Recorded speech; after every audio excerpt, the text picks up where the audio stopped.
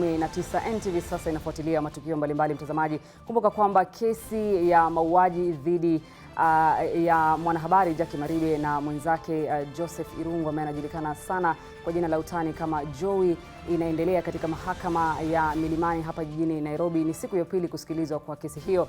Jana kesi hiyo ilikuwa imeanza rasmi kwa mara ya kwanza, ambapo mawakili mbalimbali walikuwa pale kotini tu kuhusiana na swala hili zima, na vile vile kulitolewa ushahidi mbalimbali kufuatilia kesi hii nzima. Na mwanahabari wetu Seth Olale yuko katika mahakama ya Milimani na atakuwa akijiunga nasi hapo baadaye kutujuza tu ni yepi yanayoendelea upande huo mwingine. Na mbali na hayo pia tunafuatilia matukio kuhusu mbunge wa Starehe Charles Njagwa ambaye jana alitoa matamshi mbalimbali na yanasemekana kwamba ni matamshi ya uchochezi kuhusiana na wafanya biashara raia wa kigeni ambao wako katika sehemu yake eneo bunge la Starehe. Pia tunafuatilia matukio hayo ambapo anatarajiwa kuhojiwa katika idara ya upelelezi DCI hapo baadaye. Mtazamaji, kwa sasa ningependa tujiunge na mwanahabari wetu Zakes Mwasame ambaye yuko katika kaunti ya Kakamega ambapo kunaendelea uzinduzi wa mfumo usiotumia hela taslimu. Ni mfumo wa kidijitali, shughuli ambayo inaongozwa na gavana wa Kakamega Wycliffe Oparanya. Zakes Mwasame, kama unanipata, shughuli inaendelea vipi? Je, mumeanza na ni viongozi gani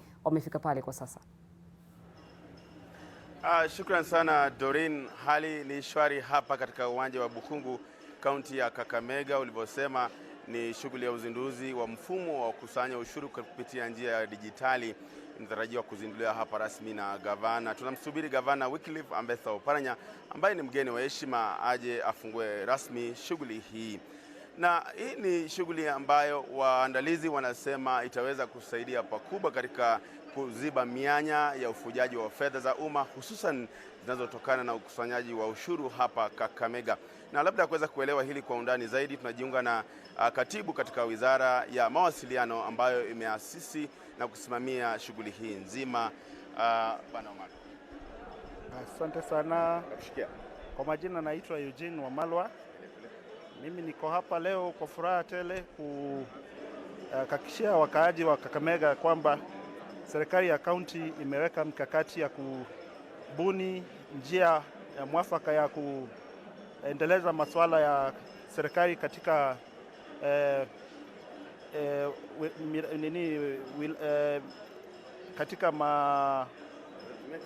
Okay. I'm here to welcome you all in the opening of ERP and cashless system. The county government has found it fit to put in place measures to curb revenue leakages within the county government. The main operation areas are the Mumias and Kakamega County, but the system will be operating across all the 12 sub-counties up to the 60 wards that we have in the county. The main achievement of this system will be to integrate all services at the hospital, in the marketplaces, parking of motor vehicles, and among other services.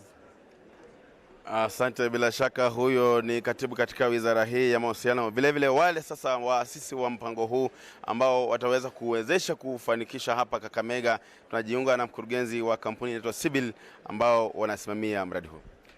Thank you very much. My name is Shailendra. I'm CEO for Sibil Kenya. Sibil is a company which is very proudly associated with Kakamega County in launching this ERP as well as cashless system. What we have done is we have used Oracle technology.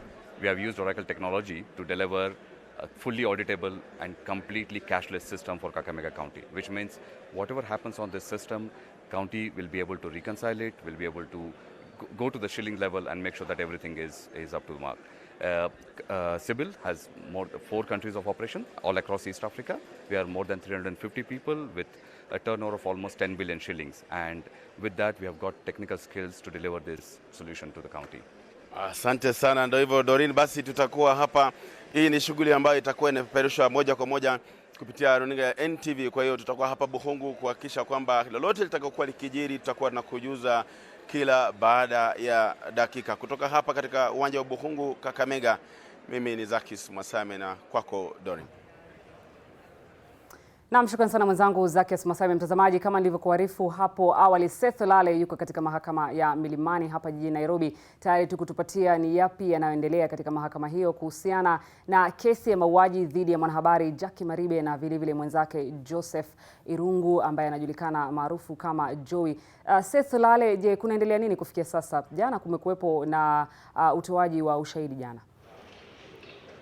Na asante sana Doreen Majala. Kumbuka kwamba hii ni siku ya pili tangu kuanzishwa kwa kusikizwa kwa kesi hii ya mauaji dhidi ya marehemu Monica Kimani. Kumbuka kwamba kuna washukiwa wawili katika kesi hii kama ulivyotaja Doreen, mwanahabari Jackie Maribe na vile mshukiwa mkuu ama mshukiwa wa kwanza ambaye ni Joseph Irungu alias Joey alias Harun. Na kumbuka kwamba wawili hao hiyo jana walikuwa mahakamani, lakini hivi cha muhimu ni kwamba kulikuwa na mashahidi wawili hiyo jana ambao waliweza kutoa kauli yao kulingana na kesi hii.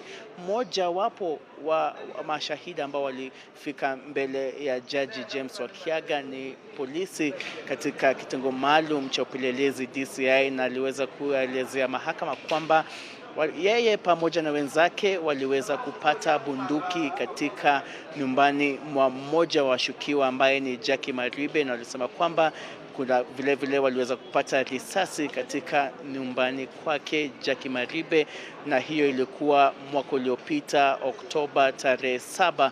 Mbali na hayo, kumbuka kwamba vile mmoja wapo wa mashahidi alikuwa ni mkaguzi wa maiti ambaye vile alieleza kwamba kifo cha marehemu Monica Kimani kilitokana na chombo ambacho kilitumika kumkata shingo, na kwamba kifo cha Monica Kimani haikutokana tu ama haikuwa ghafla, na kwa hivyo ni mashahidi wawili kufikia jana ambao waliweza kutoa kauli yao ama ushahidi kwa yale ambayo wanajua kuhusiana na kifo cha Monica Kimani ambacho kilifanyika mwaka uliopita tarehe 19 mwezi Septemba katika eneo la Kilimani Lumuria Gardens. Bila shaka kusikizwa kwa kesi hiyo kunaendelea hii leo.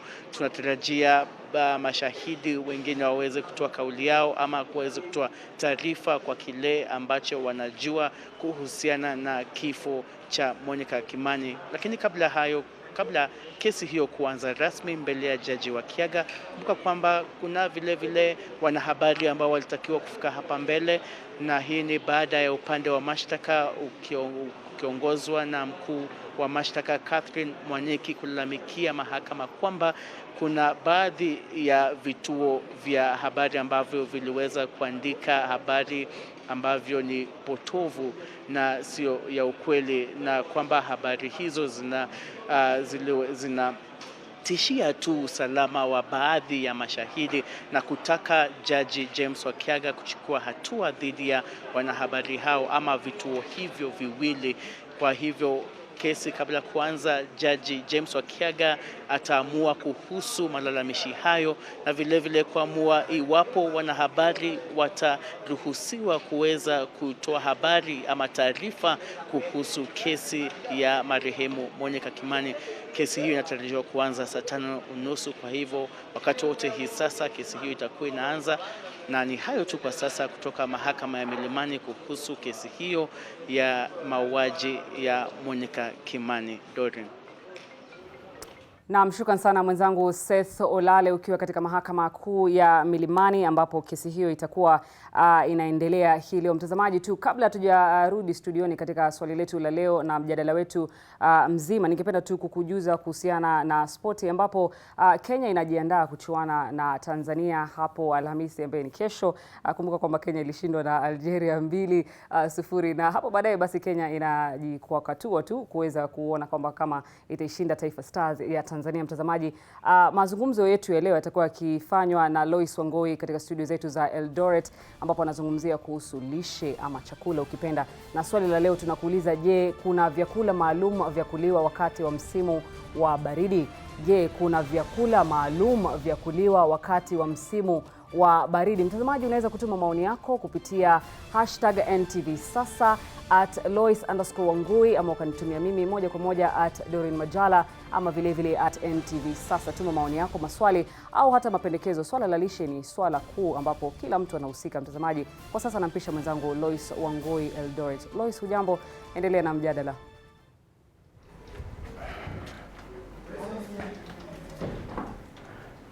Asante sana mwenzangu Doreen Majala. Sina jambo, namshukuru Mungu kwa uhai na afya bora.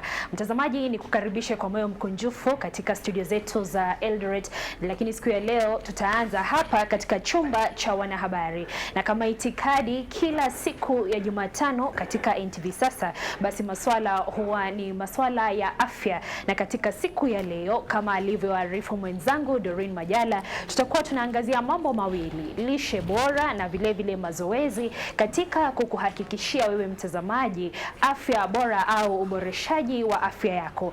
Kwa sasa tutaanza na kitengo cha mazoezi, ambapo mgeni wangu wa siku ya leo tayari amefika na anaendelea kupiga tizi kidogo. Anafahamika kama Alex Ndula, almaarufu ama jina la mtaani anafahamika kama Kenyatta, na tunamshukuru kwa kuungana nasi. Na vile hapo baadaye tutakuwa na mtaalamu wa masuala ya lishe bora anayefahamika kama Moses Koima. Tayari pia yeye ameweza kufika na anajiandaa ili awe na mengi tu ya kukufahamisha ukiwa pale nyumbani. Ni kueleze kwamba unaweza kutangamana nasi katika mitandao yetu ya kijamii kama alivyoarifu mwenzangu Doreen Majala. Katika Twitter unaweza kuzungumza nasi @Loise_Wangui, @Doreen Majala, na vile @NTV Kenya. Vile unaweza kututumia ujumbe mfupi, na ukitazama hapo katika runinga yako utaona nambari ambazo unaweza kutuma ujumbe mfupi, na kama utaweza kutupigia simu itakuwa ni bora zaidi ili tuweze kutangamana na wao. Na wewe ukiwa pale nyumbani unaweza kuchangia mjadala wa siku ya leo au hata uweze kutuuliza swali lolote. Sasa nianze kwa kumkaribisha mgeni wangu wa siku ya leo, ambaye kwanza atakuwa akituzungumzia kuhusiana na umuhimu wa mazoezi katika afya bora. Anafahamika kama Bwana Alex Ndula, kama nilivyosema. Karibu sana Bwana Kenyatta. Asante kwa jina la mtaani. Asante. Karibu sana katika Asante sana. Nashukuru kwa kuungana nasi. Asante sana. Haya, naona umejiandaa. Natumai pia mimi nimejiandaa kupiga tizi. Najua. Kabla hatujaanza hii shughuli, pengine utueleze wewe kama mtu ambaye amekuwa katika kitengo hiki kwa muda mrefu, unaweza kumweleza mtazamaji akiwa pale nyumbani umuhimu wa mazoezi katika afya bora ni nini? Asante sana kwanza kwa kunikaribisha kwenye studio yenu. Karibu. Ya NTV. Vile umesema, kwa majina naitwa Alex Ndula Kenyatta. Ningependa kusema kitu ya kwanza, mazoezi ni kitu ya muhimu sana kwa maisha ya mwanadamu. Haijalishi wewe ni mnene kiasi gani, haijalishi wewe ni mama mzee kiasi gani ama mzee kiasi gani, ama wewe ni mtoto kiasi gani. Wale watoto tu ambao wafanyi mazoezi ni wale kuanzia miaka 5 kurudi chini ama 10 kurudi chini. Lakini kuanzia hapo 11, kama wewe ni mzazi, unafaa kuwa umeanza kufunza mtoto wako kwa umuhimu wa mazoezi. Na umuhimu wa mazoezi ni kuwa kwanza viungu vinakuwa venye viko stabati kabisa kwenye kuweza kupambana na maisha ya siku. Alafu kitu ya pili ni afya kwa maisha ya mwanadamu. Kwa sababu tumeona watu wengi wanakula chakula. Ukikula hiyo chakula ujiulizi umekula chakula inafanya kazi gani kwa mwili. Na sasa si kama zile enzi ambapo wazazi wetu walikuwa wakikula chakula ile ya afya. Siku hizi utapata mtu anaingia kwenye chumba cha kuzia chakula, anachukua chapati ama chips ama kuku. Hizo kuku tumeambiwa mara mingi sana, kuku za kienyeji zinatumia madawa ndio ziweze kukua. Hiyo dawa kabla haijakuwa inaingia kwa mwili wako. So na njia nzuri tu ya kuweza kufanya na kusaidiana na si tunakataza ya kuondoa hiyo uchafu, lazima ufanye mazoezi. Yes. Na pengine kuna ambao wanahoji hawaoni umuhimu wa kufanya mazoezi. Pengine mili yao si minene. Na mara nyingi wanasema ingawa nasikia ni muhimu hapa na pale, lakini mimi sina hata kilo za kwenda kupunguza. Hata mara nyingi akielekea pale gym, pengine niwaambia pa marafiki zangu naelekea gym, wananiambia unaenda kupunguza kufanya nini? Mwili wako ni mdogo hivi. Ningependa tu kwanza tuwaulize maswali. Wale watu wanakimbia ni wazito kiasi gani ama ni webamba kiasi gani? Na unaona wana afya nzuri, kwa maana mtu anaweza kimbia, kwa mfano tutumie kama Eliud Kipchoge. Yeye anaweza kimbia kwa masaa 2. Unajua ni muhimu sana kwa mtu kukimbia. Na kama unaweza kimbia kwa masaa 2 na mwili wako ndani inafanya kazi, ujue wewe una afya nzuri sana. Lakini kama uwezi hata ile kustretch peke yake ya nyumba, ujue kuna shida. Na shida inaanzia hapo, utaanza kusikia miungu zikianza kuuma kama migongo, utasikia ukikaa chini kuamuka ni shida, utaanza kusikia vitu mingi kama zale magonjwa ambayo inakuja kama diabetes, anthro, zote zinakuja kwa sababu ya mtu kukaa chini sana kwa muda. Lakini sasa ikifika ni wakati wa kufanya mazoezi, hiyo ndio maana tunasema mazoezi ni muhimu sana kwa maisha ya mwanadamu. Na kunao ambao wanahoji kwamba mazoezi yanasaidia uzeeni, hivi kwamba ikiwa utazoea kufanya mazoezi hautapata magonjwa mengi ambayo hudhihirika pale unapofika uzeeni, ama hata kuzeeka kwenyewe kutakuwa slow kidogo. Ni ukweli. Kwanza ni kuweke changamoto kwanza. Ukitaka kutengeneza foundation yako, tunaambiwa unatengeneza foundation ukiwa wapi? Ukiwa either kama ni nyumba utatengeneza foundation ambayo ni strong ndio iweze kubeba nyumba. Na kama kwa mwanadamu pia, usipofanya mazoezi, ikifika ni wakati wa miaka zile ambaye zimeanza kukimbia, zinaanza kukwambia wewe, zinabisha hodi ya wewe kukimbia. Unajua tunaambiwa wakati mwingine ukiangalia kio, kama nyinyi akina dada, ukiangalia kio hivi, leo kio itakwambia mwili wangu ni mzuri kabisa. Lakini sasa ile utaangalia kio alafu uone nyama imejikunja hivi, hapo ndio utajua haya, kumbe hii kio inanidanganya. Na sasa kama ungekuweza kutengeneza hapo nyuma foundation yako ya kuweza kufanya exercise nzuri na kutengeneza maisha yako ya baadaye, hata ukizeeka utajikuta wewe mwenyewe mwili wako uko sawa kabisa. Alafu unaangalia pia ile chakula ambayo unakula, utazeeka na style. Na pengine kabla tuanze kupiga tizi, kuna ambao wanasema wangependa sana kufanya mazoezi, lakini gharama ya kufika pale gym inakuwa iko juu, ama pengine hata kama iko chini, majukumu ni mengi sana na pengine hawana pesa ambazo wanaweza kuweka kwa minajili ya kuweza kufika kwa sehemu za kupiga mazoezi. Asante kwa swali hilo, lakini nikuulize, si lazima uende gym ndio ufanye mazoezi. Kuna wale watu ambaye wakimbiaji wengine ni wachache sana ambayo wanaenda gym. Wengi wanakimbia, wengi wanafanya mazoezi ya uko nje. Wewe kama uko na nyumba, nyumba yako inatosha kuwa hata gym yako. Ni ile tu upate wale watu ambao wanaweza kukusaidia, kukupa mwelekeo, wakwambie hii na hii na hii unaweza fanya kwa nyumba, unaweza tumia hiki kitu kifaa kwa nyumba kitakusaidia kufanya kitu kwa gym kingine kingefanya. So mtu asijitetee na ile lengo la kusema ati kuwa sina fedha, sina nini. Kama una fedha ni kumaanisha una lengo la kwenda gym, lakini kwa sababu pesa hakuna, so ni nini unafanya huko nyumbani? Hiyo ndio kitu ya muhimu. Kama unaweza fanya something huko nyumbani, ni kumaanisha sasa hata ukipata pesa, hiyo gym haitakuwa gharama. Lakini unajua mtu sasa ile hana fedha ndio sasa anaanza kukumbuka, unajua sina pesa ya kwenda gym, sina pesa ya kufanya nini, hiyo maisha imekuwa gharama. Lakini kama unaweza fanya kitu kwa nyumba, unajua hata Mungu akikupa, utajua mipangilio yangu ya maisha nitaweka. Na sasa Bwana Kenyatta, tuonyeshe mazoezi ambayo mtu akiwa pale nyumbani anaweza kufanya, ama hata mtu akiwa pale ofisini anaweza kufanya ili kuhakikisha anaboresha afya yake. Tuanze kwa sababu tuko ndani ya ofisi. Tuanze na vitu ambayo zinafanyika sana kwa ofisi. Ukiangalia kama ofisi yako, watu wengi sana wale wanafanya editing, wanakaa kwa muda mrefu sana. Ni nini anatumia, ni nini anafanya, ndiposa asishikwe na magonjwa kama ya migongo, kuumwa na lower back, kuumwa na hamstring, si ndio? Sasa hiyo ndio tutafanya. Tutaanza kwanza tufanye stretch yetu kwanza. Shika hii nikupe hii. Hiyo shike tu kwanza. Tuanze stretch. Utafanya hivi mkono wako. Kama mimi.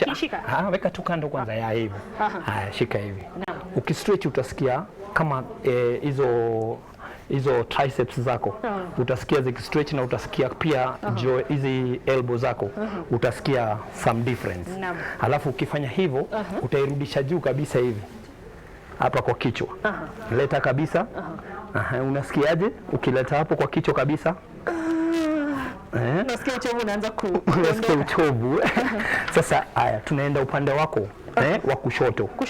Hebu tulini upande wako wa kushoto. Unasikia nini upande wako wa kulia? Uchovu umeanza kuondoka. Uchovu umeanza kuingia. Haya, tukuje upande huu wangu.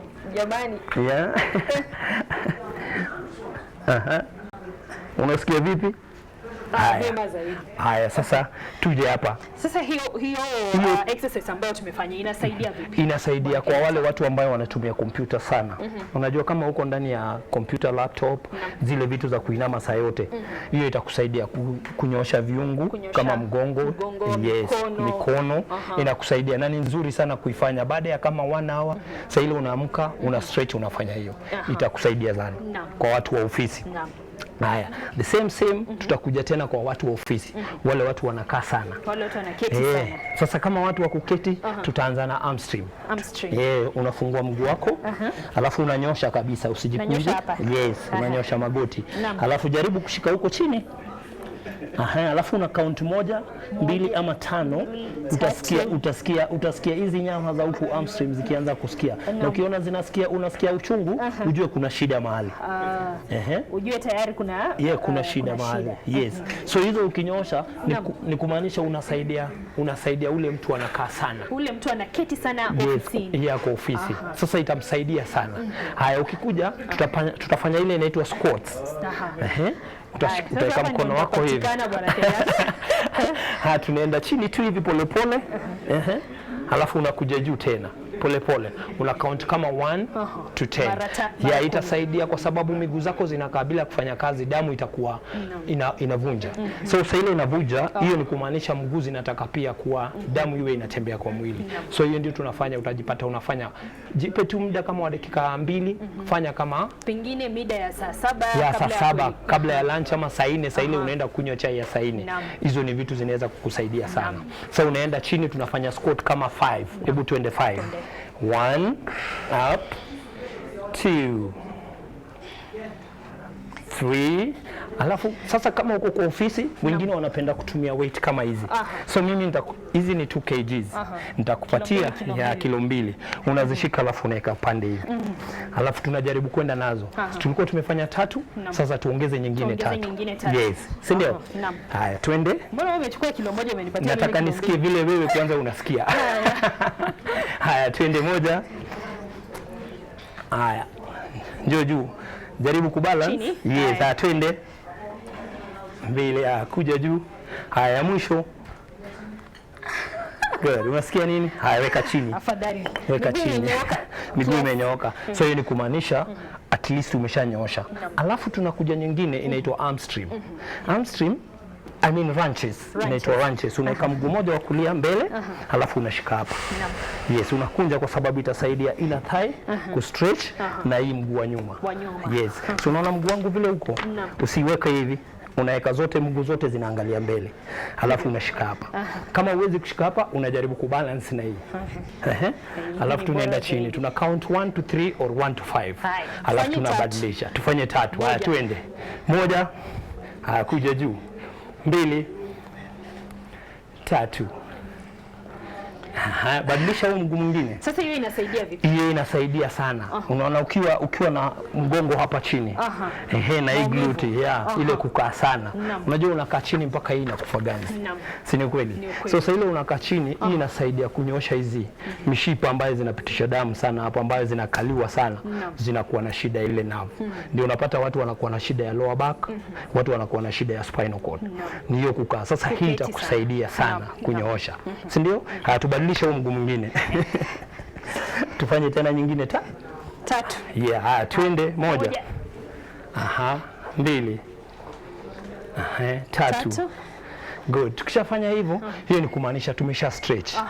Tumesha stretch body yetu. Sasa tunataka tuanze activity. So hayo ndio mazoezi ya kwanza. Yes, hiyo ni kunyosha, kuonesha mwili kwanza. Unaonesha mwili wako kuwa kuna kitu unataka kufanya. So usijipate na injury. So ukishafanya hivyo, mwili inajua kuna kitu inakuja. So sasa ile inakuja, kama uko nyumbani kuna kamba kama hii. Kamba kama hii. Kwa sababu hii inatumika ofisini kweli. Sasa hiyo sasa ni ya nyumbani. Tunasema kwa watu wenye wako nyumbani. Utapata mtu akiwa na kamba kama hii anajiuliza, hii kamba nifanye nini kwangu? Lakini ni muhimu sana, maana itakusaidia kwa sababu ya cardio. Cardio yako kuwa unaweza pumua vizuri kwa mapafu kwa mapafu wako. Unaweza lala vizuri. Unaweza fanya vitu vyako vizuri ukiweza ruka hiyo. Sasa kwa siku ya kwanza maybe wewe unataka kuanza siku yako ya kwanza kwanza utaitumia ruka tu kama 5 ama 10 ama 20. Unajua mara mingi sana watu hupotea kwa sababu unapata mtu anaruka kama 20, 30, 100 siku ya kwanza. Akisharuka kama hiyo unaanza polepole. Na sasa kwa watu ambao ni wanene, kuna dereva mmoja wetu hapa anaitwa Njoro, ni mnene sana. Akiruka hivi anaweza akaanguka. Sasa kama huyo kitu ile tunafanya hatumpi kamba.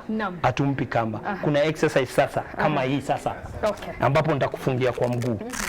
Ni kilo 2 pia hii. Nitaifunga kwanza kwa mguu wangu uone vile mimi naufanya, alafu nikufungie. Sasa haya ni mazoezi pengine mtu anaweza kufanya nyumbani. Sasa unaona kama hii maybe kama yeye ni mzito ama ni mtu ambaye mwili wake uko na umevuja ile uzito sana. So kama hii unaweza weka unafanya hivi.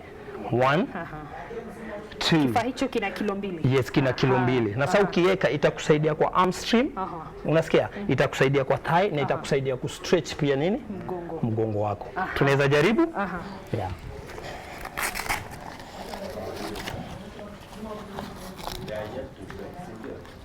Sasa kwa watu ambao hawezi kuruka sana kama Njoroge wanaweza tumia hii. Sasa hiyo ni kama ile watu umesikia? Sasa kuna kilo 1, kuna kilo 2 na mpaka hadi kilo 5. Sasa inategemea. Na the same time hiyo unaweza shika weight kama hii. Hebu shika hii 2. Sasa wacha mimi nitumie hii kwa sababu mimi ni mbabi. Sasa nitatumia hii, nitafanya hivi kwanza. Kwa sababu Njoroge ni mzito, wacha tumtumie kama mfano. Ni mzito na anataka kujaribu vile anaweza fanya mazoezi. Sasa tutafanya hivi. 1 2 3 4. Ana count mpaka 10, anapumzika. Anaenda set kama 3. Akienda kama set 3, atakuja pale kwa mguu. Si tuna kick 1. Si ndio? Na ile mkono mwingine. Umeona? 1 2 3. Unaweza. So una count kama 1 2 3 inafika 10. Tena unabadilisha kwa sababu zinakuwa pair, utaweka kwa mguu mwingine. Tena una kick tena 1 2 10. Alafu unarudi tena seti ya pili hapa. Kwa sababu tulikuwa na seti ya pili hapa. Unaenda tena seti nyingine kama 10. Kwa wiki 1 ama 2 mwili wako itakuwa imeadapt the system. Sasa tutachukua mtu atachukua muda upi akiwa nyumbani? Akiwa nyumbani 30 ama lisali 1? Sasa unajua changamoto ya nyumbani ambayo tunasema watu waende kwenye gym. Changamoto wewe ukiwa peke yako nyumbani utaifanya leo. Kwa sababu kuna psych fulani mtu akiwa nyumbani peke yake anaweza ifanya. Lakini wacha ifike kesho. Utajiambia mbona najitesa na ni kwangu hata mimi mwenyewe najitesa. Lakini sasa amesahau kuwa nini ilifanya aanze. Unaona? Kama unajua chanzo cha wewe kuanza, utajua ni kwa nini unafaa kuifanya. So zingatia. Alafu maana tunasema watu waende kwa gym ni kwa sababu kwa gym utapata wale professionals ambaye anajua mwili wako, wataalamu. Wanajua mwili wako, wanajua jinsi wewe utakavyo anza hadi utamaliza, kwa muda gani utakuwa unasikia uchungu. Na tufichi mazoezi jinsi unavyokula, ukikula unakula na starehe. Lakini sasa kutoa hiyo shida ambayo umeweka, lazima iwe ni ngoma. Niposa tunasema lazima pia usikie uchungu. Lakini hiyo uchungu ni polepole. Ukipata yule ambao wanapata majeraha, wanasema wakifika gym siku ya kwanza, ya pili, ya 3 hawawezi kuinuka ama hata kutembea. Sasa shida kama hiyo inakuja kwa wale watu ambaye hujui ni wapi ulienda kufanya mazoezi. Ulipata labda mtaalamu ambaye hajui. Labda ameenda gym kutrain siku ya kwanza, ya pili, akaona watu wako hapo, akajiambia mimi ni gym instructor. Sasa ile unapata mtu kama huyo, ujue uko na shida sana. Wewe mwenyewe utapata injury kwa sababu atakuja kukuload, atakupa vitu mazoezi ya siku ya kwanza atakupa ni kama wewe ni mwenyeji. So ikifika kesho asubuhi hata kulala usiku huwezi lala. Asubuhi kwa nini ujitese kwenda tena gym? Na mtu kama huyo ukipata watu kama hao wanakuambiaga I'll never go back to the gym. Unaona? So mtu kama huyo tunamsaidia aje? Tunamwambia ni vizuri pia ujue gym ile unaenda, ujue wale instructors ambao unaenda kukutana nao, ndio watakusaidia. Usije ukapata injury alafu tena maisha yako ikawa fupi. Na pengine Bwana Kenyatta, kuna ambao wanafika katika gym vizuri na wanafanya mazoezi vizuri, lakini baadaye wakitoka hapo lazima wanashikwa na njaa sana na wanaenda kukula vyakula vingi. Sasa inakuwa ni kuzunguka tu. Sasa shida ni kuwa hapo ndio mahali shida inakujia. Kitu ya kwanza, nini imekupeleka gym? ni kureduce ile fats ambayo umeweka kwa mwili. Na kama kuna fats umeweka kwa mwili, lazima kwanza ujue fati hiyo iliingiaje kwa mwili wako. Kwa sababu iwezi kuwa tu ilikuja kwa sababu ya kukunywa maji. Si ni ukweli? Lazima uwe ulikula chakula. Ila wewe ni ule mtu ukikutana na kila kitu kwa njia anabeba. Kuna watu hapa kwa hiyo ofisi wanakula ugali kidogo hivi kama lubanga. Sasa huyo lubanga anafaa kuambiwa kitu. Anafaa kuambiwa chakula ni sumu na nzuri. Unajua? Ukikula chakula kingi kina madhara yake. Lakini kwa sababu ukienda gym unasikia watu wanakuambia nimeenda gym lakini nikitoka na kula chakula kingi, hiyo ni mind tu. Ni ile fikira ambayo umeweka. Unajiambia nikienda gym nikitoka nikula chakula kingi. Kama tuseme kwa mfano kama wewe umeokoka ama Muislamu, si wanakuwa na zile siku ambayo wana fast. Si wako na time ya kukula. So kwa nini pia wewe sasa ile unaanza gym usijiwekee vitu kama hizo, ujiwekee ujiambie hapana. Wewe umejiwekea malengo, ujiambie kuanzia hapa mpaka hapa nitakuwa nikitumia matunda. Kutoka hapa mpaka hapa nitakuwa nikitumia sima kiasi. Kutoka hapa mpaka hapa ni wakati wangu wa kukunywa maji peke yake. Na unajua sasa hiyo utafanya hivyo au utakuwa na tamaa. Alafu unajua kuna msemo kwa Kikuyu inasema mwana mwega nenda. Kwa Kiswahili inasema mtoto mzuri ni tumbo. Na ukipiga hesabu ambayo huyu tumbo amekupa, unaweza jenga nyumba kama ile. Gharama tu ya tumbo. Gharama ya tumbo. So na huyo mtoto ni vile wewe mwenyewe pia umleavyo. Ukimwambia chakula yangu tutakuwa tunakula kiasi kidogo, hiyo ndio chakula ambaye atakuwa nakula. Ukimwambia tunataka kukula ile chakula kidogo, ile ugali kidogo hivi, hiyo ndio atakula. Ni ukweli. Na hataogopa kuingia kwa sababu inafunguka tu. Haya, sasa Bwana Kenyatta, nataka turejee kwa mazoezi ya watu ambao mara nyingi wako pale ofisini. Unajua maisha nayo ni kana kwamba tukiwa pale ofisini mida mingi ya maisha ya Wakenya wengi inakuwa ni pale ofisini. Na pengine mtu anakosa nafasi akifika nyumbani ya kupiga mazoezi. Maana unajua kuna majukumu pale. Kwa mfano kina mama wakifika kuna majukumu, wazee pia kuna majukumu pale nyumbani. Sasa kwa maoni yangu itakuwa ni vizuri kwa mtu ataweza kufanya mazoezi akiwa pale ofisini. Pengine baada ya kila masaa mawili kama ulivyotuarifu. Sasa kuna mazoezi ambayo ulikuwa umetuonyesha ambayo mtu anaweza kufanya. Lakini kama ofisi yenu itakuwa pengine haina nafasi kubwa kama hii, kuna nafasi kidogo tu, ni mazoezi mengine yapi ambayo mtu anaweza kutumia kuhakikisha kwamba akiwa pale kazini, kwa biashara yake ama ofisini bado anaboresha afya yake kupitia mazoezi? Kwa mfano kwa ofisi hatuwezi kosa meza, hatuwezi kosa kiti. Si ni kweli? Tunaweza tumia hii. Unaona kama hii ni nzuri, itakusaidia kufanya hamstring na hiyo shoulders. So utaika mkono wako hapa na huu mwingine hapa. Halafu utasongesha mguu wako. Kama ofisi unasongesha chini. Halafu unaangalia sana zile viatu ambayo unavivaa. Pia visiwe vina slide kwa sababu ofisi inakuwa na shida, usije ukapata viatu vya mazoezi. Sasa unabeba hiyo sport ambayo ni raba chini. Halafu sasa tunaenda tu hapa. Unafanya moja, unakuja. Una count 3 sets of 12. Kila siku itakusaidia sana. Like 1 we go 10. 2. 3. 4.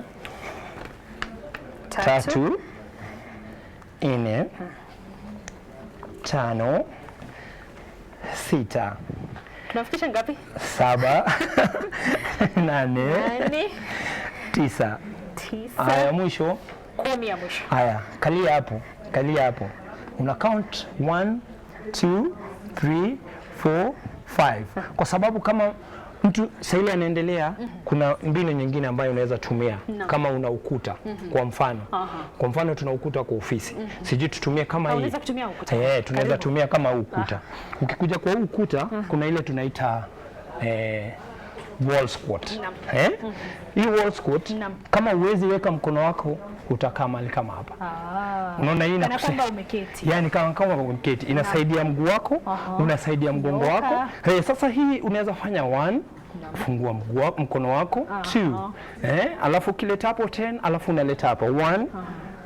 So ikiwa hauna hivi vifaa, unaweza kutumia vifaa ambavyo vipo ofisini. Viko. Haya, kwa mfano hatuna weight kama hizi kwa ofisi.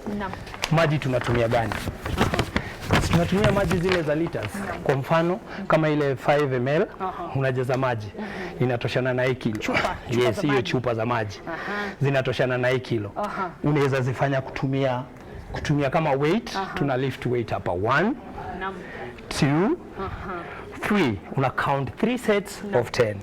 Unaona? Ikifika hapo tunarudi hapa. Tunataka tufanye tena push up. Unaona? Sasa mimi nina kifaa cha kilo 2 kwa miguu yangu. Najua, hata mimi niko nacho. Sasa tukiwa hapa tutafanya ile inaitwa climbing, mountain climbing. Unaona hapa? 1, unainua juu kabisa hapa.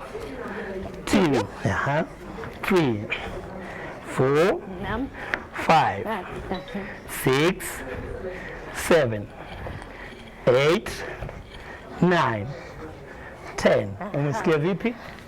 Hizo ni vitu za kufanya tu, una count kama 1 2 3 sets 4 sets of 10. The more unaendelea ndio the more unaenda, mwili wako inaenda ikiadapt the system. Unaona? So unaweza kuanza na 2 3 4 5 mpaka upate uzoefu. Umepata uzoefu. So hakuna mahali mazoezi iwezi fanyika. Unaona?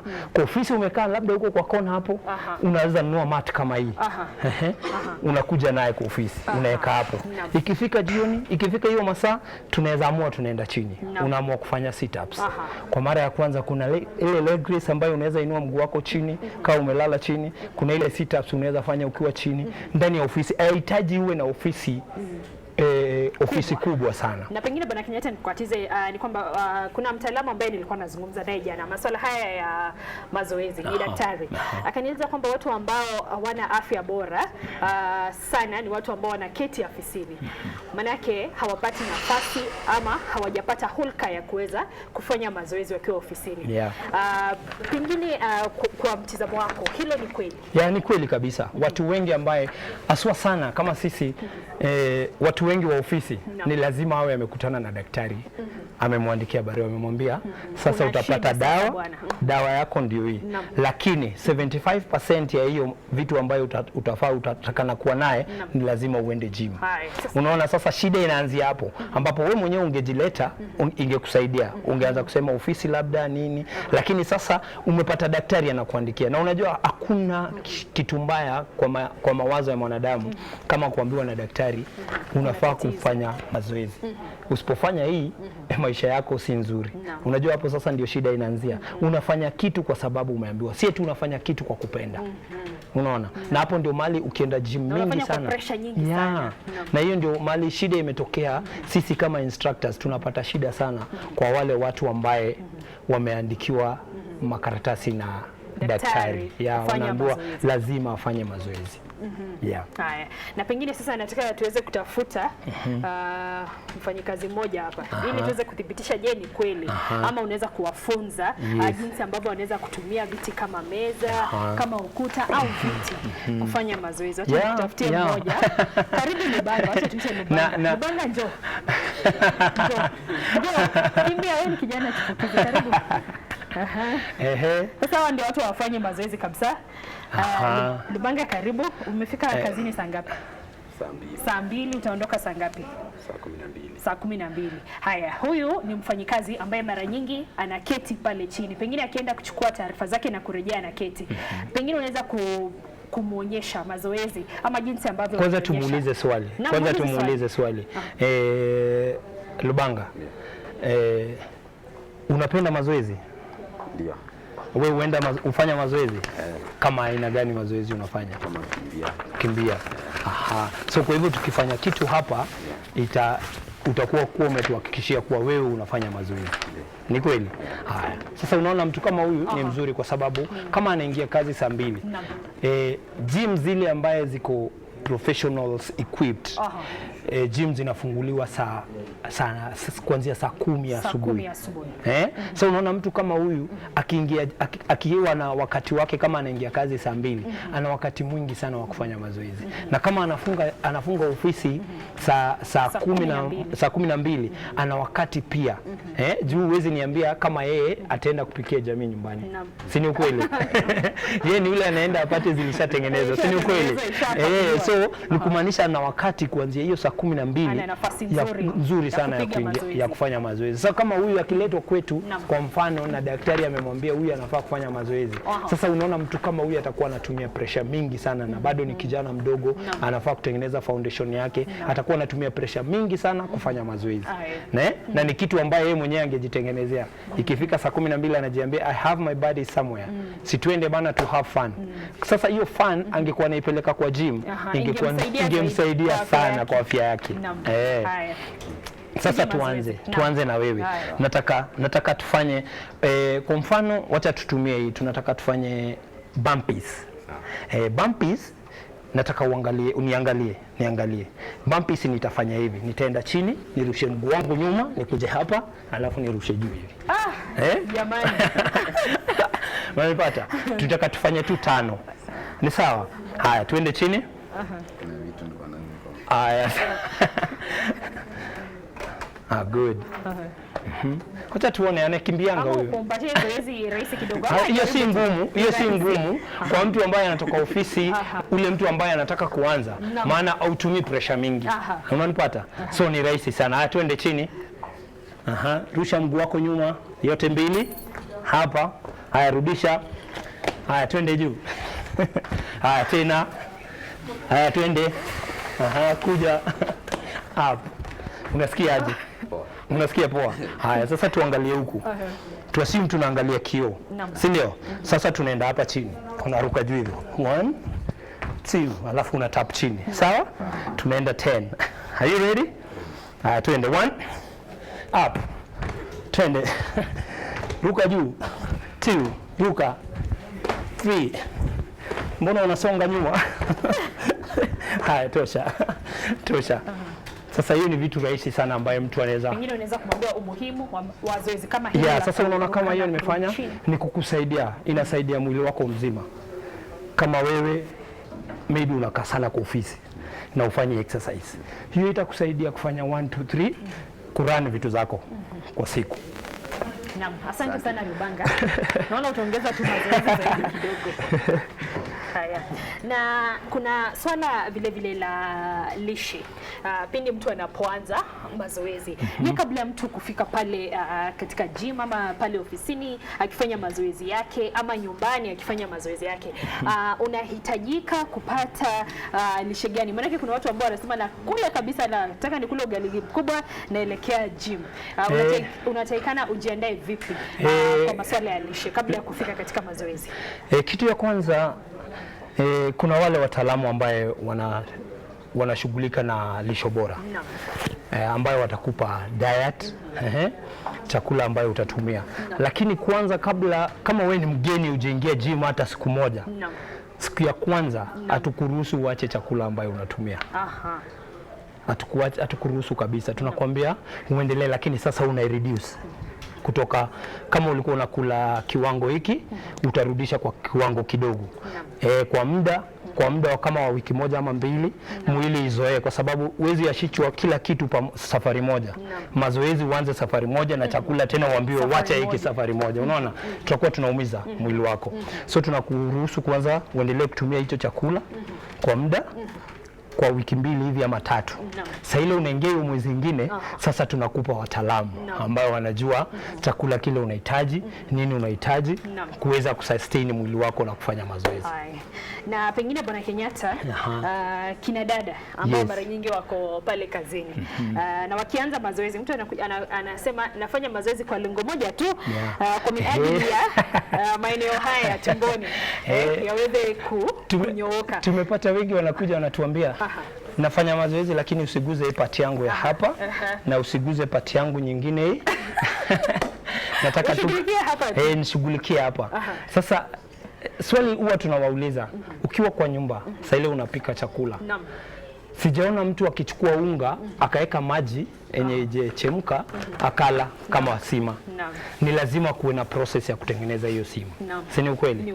Lazima uwashe moto, uwekelee maji yachemke, uchukue unga uweke, ufanye ile unaweza fanya, alafu ndio hiyo ugali iweze kulika. The same na maisha ya mwanadamu. Sasa ile unaingia gym, siwezi toa fats ile iko hapa, maana fats huwa hatutoi kwa mwili. Ile kitu tunafanya tunaichange. Tunabadilisha, kama kulikuwa na fat tunaibadilisha kukua lean muscle. Halafu unajua ikiwa ni lean muscle itakuwa rahisi sana kurudi kuadapt to the system ya body yako. Unanipata? So hatuwezi toa fats kwa mwili yako ati tunaitoa, si kitu tunaenda kutoa tu. So na hiyo ndio maana tunasema sasa ile unakuja ukituambia hivi tunakwambia hatuna hapo kwetu hatuwezi. Wewe tafuta, maybe utafute mahali pengine ambapo penye wanaweza kukutolea hiyo. Lakini sasa ukikuja hapo utuambie kwa njia ile mimi nimekuja nataka kuwa physically fit. Kwa maana lengo kuu sana ni afya bora. Afya bora. Na ukikuja kwa gym ni kuwa na afya nzuri. Na hiyo afya nzuri hatuangalii, kuna wale watu ambaye ni wanene sana. Lakini ile kitu anaweza kukufanyia kwa gym utashangaa. Ni kwa sababu yeye ajali na hiyo mwili yake vile ilivyo. Yeye kitu ile ambayo imemleta hapo ni afya bora. Afya bora. Haya, sasa kwa haraka sana Bwana Kenyatta, kabla tuelekee mapumzikoni, nataka utufanyie mazoezi ambayo kina dada ambao wanataka kushughulikia mahali hapo wanaweza kufanya. Haya, ukiendelea mtazamaji, ni kwamba ukitazama katika runinga yako kuna nambari ambazo tayari zimewekwa hapo, na tungependa uweze kupiga nambari hizo ili tuweze kutangamana nao ukiwa pale nyumbani. Unaweza ukatupa swali, unaweza ukatoa maoni, ama vile vile unaweza ukatupa maoni yako kuhusiana na jinsi ambavyo wewe ukiwa pale nyumbani, ukiwa pale katika shughuli zako za ujenzi wa taifa unafanya ili kuhakikisha unaweza kupata afya bora. Vile vile katika mitandao yetu ya kijamii unaweza kutangamana nasi katika mtandao wa Twitter, unaweza kuzungumza nasi @Doreen Majala, @Loise na vile vile @NTV Kenya. Pengine unaweza kuangalia kama kuna swali lolote katika mitandao yetu ya kijamii au mchango wote. Lakini kwa sasa ni kwamba mtaalamu wa masuala ya kufanya mazoezi ambaye ni Bwana Kenyatta sasa anaweza kutuonyesha mazoezi ambayo unaweza kufanya ukiwa pale nyumbani ama ofisini ama katika gym ili kuhakikisha kwamba unashughulikia mwili wako na kupata kwamba unapata afya bora. Kumbuka mtazamaji, unaweza kutangamana nasi na uongee nasi. Tunaye mmoja hapa, Charity Ambassador, anasema lakini hakuna kitu ambacho mazoezi inasaidia sana, nimejaribu nimeshindwa. Haya, Bi Charity, tutakuwa tunaongea na Bwana Kenyatta ili aweze kukupa maoni yako ama wosia wake kuhusiana na hilo. Charity anasema amekata tamaa na mazoezi amefanya, lakini hapati nafasi ya kuweza kupata afya bora. Mwingine ni Daniel Musioka, anasema tunataka kuelekea gym lakini mpunguze bei. Haya ni maoni yao wa Kenya, na vile vile tutaendelea kutangamana nanyi kwa kipindi ambacho tutaendelea. Sasa Bwana Kenyatta, asante sana kwa mazoezi ambayo umeweza kutuonyesha kwa siku ya leo. Sasa nataka tuelekee katika studio zetu ili baadaye tutakapotoka mapumzikoni, sasa tutakuwa tunaketi chini na kuzungumza, tupate kuelewa mawili matatu kuhusiana na mazoezi. Bila shaka uliweza kutupasha mawili matatu, lakini itakuwa ni vyema zaidi ikiwa utaweza kutangamana na watazamaji wetu, utaweza kutangamana na ambao wanatuzungumzia katika mitandao yetu ya kijamii ili uweze kuongea na wao kwa nafasi ya karibu. Na pengine masuala ambayo ningependa uweze kuzungumzia ni masuala ya lishe. Vile vile tuna mtaalamu wa lishe atakuwa akiangalia hayo na masuala mengine ambayo watakuwa wakizungumzia. Sasa naona tunaweza kuelekea moja kwa moja katika studio zetu. Sasa siweza kutoa Nijue inakuchokesha. Naweza kunitolea. Tunaweza tembea na halafu mtazamaji, tutarejea na mengi zaidi, lakini kwa sasa NTV sasa inaenda mapumzikoni. Tutarejea hapa ndani katika studio zetu na mengi kuhusiana na uboreshaji wa afya kupitia kufanya mazoezi na lishe bora.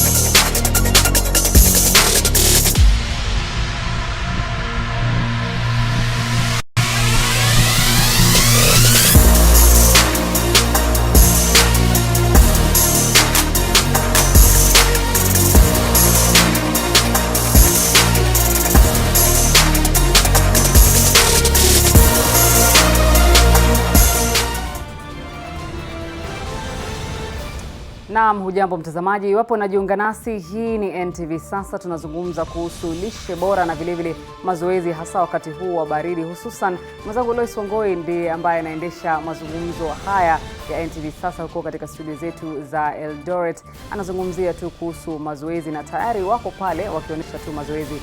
Swali ambalo tulikuuliza hapo awali ni je, kuna vyakula maalum vya kuliwa wakati wa msimu wa baridi? Je, kuna vyakula maalum wakati wa kuliwa msimu huu wa baridi? Labda tu nitasoma maoni ya Mkenya mmoja hapa alafu kisha tuchukue simu zenu. Anaitwa Isaac Senior, anasema nampongeza mwana mazoezi huyu ambaye yuko katika studio zetu za Eldoret. Anasema kwamba anafanya kazi nzuri ili kusaidia Wakenya. Mbali na hayo, Loise Wangui, nina Wakenya ambao wanapiga simu. Tunaye Daniel kutoka Kapenguria. Daniel, hujambo? Shukran sana kwa kujiunga katika mazungumzo yetu ya NTV Sasa. Una maswali gani au maoni? Asante sana. Mimi ni Daniel kutoka Kapenguria. Na ningependa kuuliza swali kwa sababu mimi huwa nafanya mazoezi na huwa nainua gym ile ya kujitengenezea mwenyewe. Lakini shida ni kwamba wakati nafanya mazoezi najikuta kwamba nakula zaidi na naongeza weight sana.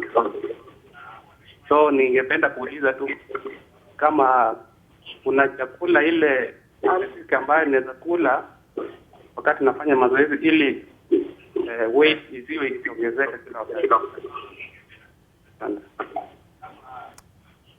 Naam, shukran sana mwenzangu. Daniel kutoka Kapenguria anauliza maswali. Kunaye kutoka Mombasa ambaye anaitwa Moses. Moses, hujambo? Hebu tupatie mchango wako katika mazungumzo ya leo.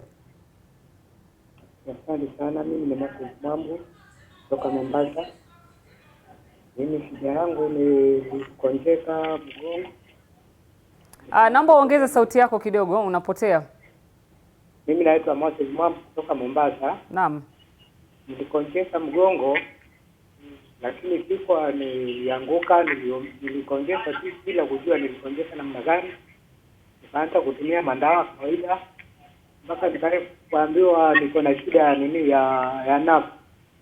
Nikaandikiwa kwenda mazoezi gari ya Postwi Mombasa. Tangu nianze hiyo mazoezi bado sitapata ufanisi hata kidogo. Mpaka saa hii niko nyuma na kutembea kashinda. Hayo simu naweza kunisaidia vipi? Naam, shukran sana Moses kutoka Mombasa na vile vile Daniel kutoka Kapenguria. Loise Wangui, unasikia tu masuala ya Kenya wanasema, wengine wanasema wanafanya mazoezi nyumbani, lakini kwa sasa kabla sijajiunga nawe Loise, ningependa tujiunge na Ibrahim ambaye yuko tayari kutupatia mchango wake kutoka Kisumu. Ibrahim, hujambo? Una mchango upi leo? Habari ya leo. Nzuri. Naitwa Ibrahim kwa Kisumu. Hello. Naam, tupatie mchango wako Ibrahim, tunakusikiza. Nilikuwa nauliza mazoezi, kama mtafanya mazoezi for how long? Kwa muda gani kama mtafanya mazoezi? Especially amefanya mazoezi. Ndio ni swali langu la kwanza. Naam. Alafu swali la pili, ningependa tuambiwe mazoezi ya watu na baba zetu, labda mtu anasikia Mungu kama 70 kwenda juu. Pia kuna mazoezi yao ambayo haiwezi kuwa sawa na yetu. Naam, shukran sana kwa mchango wako. Naam, Loise, nina swali tu. Kuna rafiki yangu ambaye singependa kumtaja, ana ujauzito na yeye hupanda ngazi tuseme 7 floors, labda kwa lugha ya Kiingereza mtu aweze kuelewa zaidi. Anapanda 7 floors kila siku, kuja wakati wa asubuhi na kushuka wakati wa jioni, na hata saa nyingine akienda kula chakula cha mcha basi anashuka ile ngazi. Je, muulize mwana mazoezi wetu, je, ni sawa hivi kiafya ama vipi?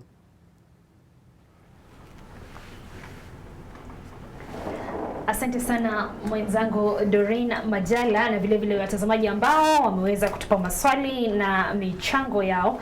Sasa tuko katika studio na kabla ya kuweza kutengamana na mtaalamu wa lishe bora anayefahamika kama Moses Koima, tutaweza kuongea na bingwa huyu wa mazoezi anayefahamika kama Alex Ndula ili aweze kujibu maswali haya. Haya, bwana Alex, kwa ufupi kabisa tutaanza na swali la mwenzangu Doreen Majala.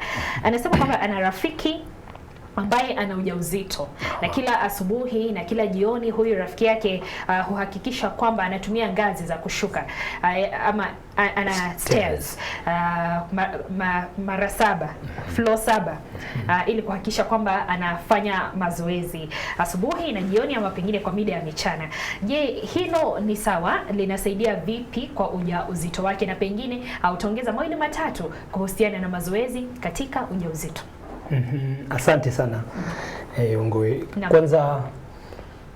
Kwanza ampwe kongole sana huyo mama ambaye ni mjamzito. Kwanza kupanda stairs kama wewe ni mjamzito inasaidia sana. Inasaidia sana viungo vya mwili wako, kwa sababu kama ukiwa mjamzito na mwili wako ukuje ukae wewe ni ule umetulia tu, ni kwa sababu watu wengine husema mimi nishapata ujauzito, sasa kwa nini nifanye exercise? Sasa ni dangerous sana. Kwanza sana wakati ambaye inafika kwa wale watu ambaye ni mara yao ya kwanza kupata watoto. Inakuwa na shida sana, kwa sababu utajipata saa ile anafika ni wakati wa kwenda kujifungua. Madaktari wanapitia shida nyingi sana. Lakini kama huyu ambaye anafanya exercise anakuwa na wakati mgumu katika kujifungua. Wakati wa kujifungua. Lakini sasa kama yeye ambaye anafanya exercise ni nzuri sana, atakuwa na wakati mfupi sana akienda kwenye siku yake ya kujifungua. Hata madaktari watashangaa. Maana ukienda pale hiyo labor pain ambayo ungekuwa naye zingine hakuna, zile ambayo watu wana experience ile wanaenda kujifungua. Kama unafanya exercise na ukiwa mjamzito, na kuambia ukweli kuna raha sasa ile unafanya mazoezi. Na kingine ni kuwa kuna mazoezi mingi sana kama huyo dada ambaye ako ujauzito na wale wengine. Kuna mazoezi tunaambiwa sisi kama wale ambaye tulienda shule ya mazoezi ya watu ambaye kama hao, tunaambiwa ni nzuri sana mtu kufanya mazoezi hadi abakishe wiki 2 kupata mtoto. Kisalia wiki 2 tu.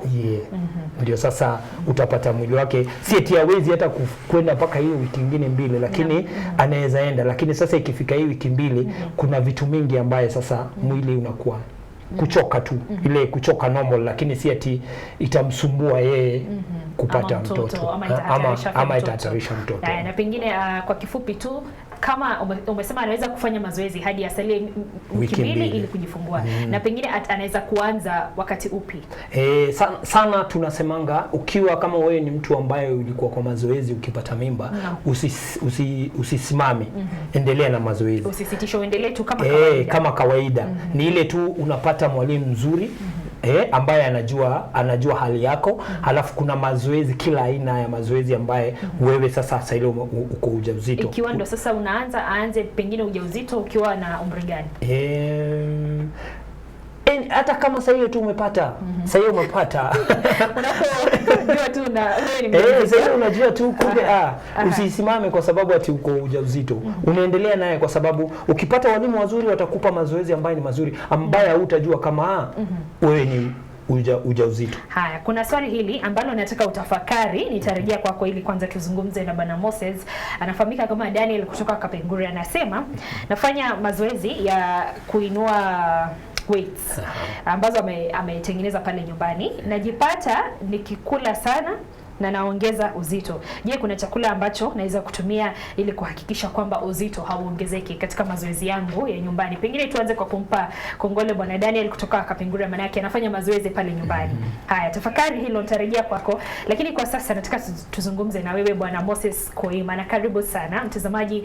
Bwana Moses Koima ni mtaalamu wa masuala ya lishe bora. Je, umuhimu wa lishe bora ama kwa kimombo good nutrition katika afya ya mwanadamu ni upi? Kwanza kabisa ningependa kukushukuru Loise kwa kunikaribisha hapa. Asante. Lishe bora, tunataka tuzungumzie lishe bora. Lishe bora ni ile hali ya mtu kupata chakula kwa kiwango inayofaa na iweze kutosheleza ile mahitaji ya mwili. So lishe bora kwa mwili ya mwanadamu yeyote yule ni ya maana sana. Inasaidia mtu kuendelea kukua na afya nzuri, na hata ile immunity ya mtu inaendelea kupanda na unaweza kuishi maisha yenye unasema uko na afya nzuri. Naam. Na pengine mara nyingi wadaktari ama hata wataalamu kama wewe wa lishe bora wanasema katika chakula chako lazima uhakikishe kuna vyakula vya wanga ama tuseme carbohydrates, kuna vyakula vya protini, kuna vyakula vya vitamini na virutubisho vya mwili ama minerals, hivyo vyote. Pengine unaweza kutuambia umuhimu wa kuhakikisha kwamba unatumia hivi vyakula vyote ili kupata manufaa kwa mwili wako? Kwa nutrition kuna zile ni broad, kuna nutrients tofauti ambayo ni za umuhimu sana kwa mwili ya binadamu, na venye umesema kama carbohydrates, tuko na proteins, vitamins, pia hata fats pia za maana pia kwa mwili ya binadamu. Unaangalia chakula kama carbohydrates iko na manufaa ya kupatia mwili ya binadamu nguvu ili aweze kufanya kazi zake na mwili iweze kufanya vile inastahili. Tupa mifano? Mifano ya carbohydrates tuko na mingi sana, kuanzia cereals. Cereals mingi ni carbohydrates, kuna tubers pia ni carbohydrates, na nikijaribu kukufafanua vizuri kwa mifano vya vyakula, tunapata chakula kama ugali, kama mkate, kama viazi, hizo zote tunapata ni carbohydrates na ni za maana kwa mwili wa binadamu. Tukienda kwa upande wa proteins, ni chakula zile tunasema inaweza kufanya mtu akue, kugrow, kumaintain na kurepair tissues za mwili ziweze kufanya vizuri venye inastahili. Na kwa mifano tuna aina miwili ya proteins. Kuna zile tunazipata kwa mimea na kuna zile tunapata kwa wanyama. So tunasema animal proteins na plant proteins. So gani ni bora, ama zote zina nguvu sawia kwa mwili wa binadamu? Proteins naweza sema zote ni nzuri, lakini tunaangalia ile ya animal protein ni nzuri kwa sababu tunasema iko na high biological value. So hata saa zile mtu anatumia iko na manufaa hiyo ya animal protein. Yes. Pengine unaweza kumpa mtazamaji mifano ili aelewe vizuri. So kwa animal proteins tuko na tunaweza pata nyama, tunaweza pata kwa mayai, kuna dairy products zile kama maziwa, hizo zote ni hata omena pia tunaweza pata, hiyo ni animal protein na ni nzuri. Liver, nyama ya kuku, hizo zote ni animal protein.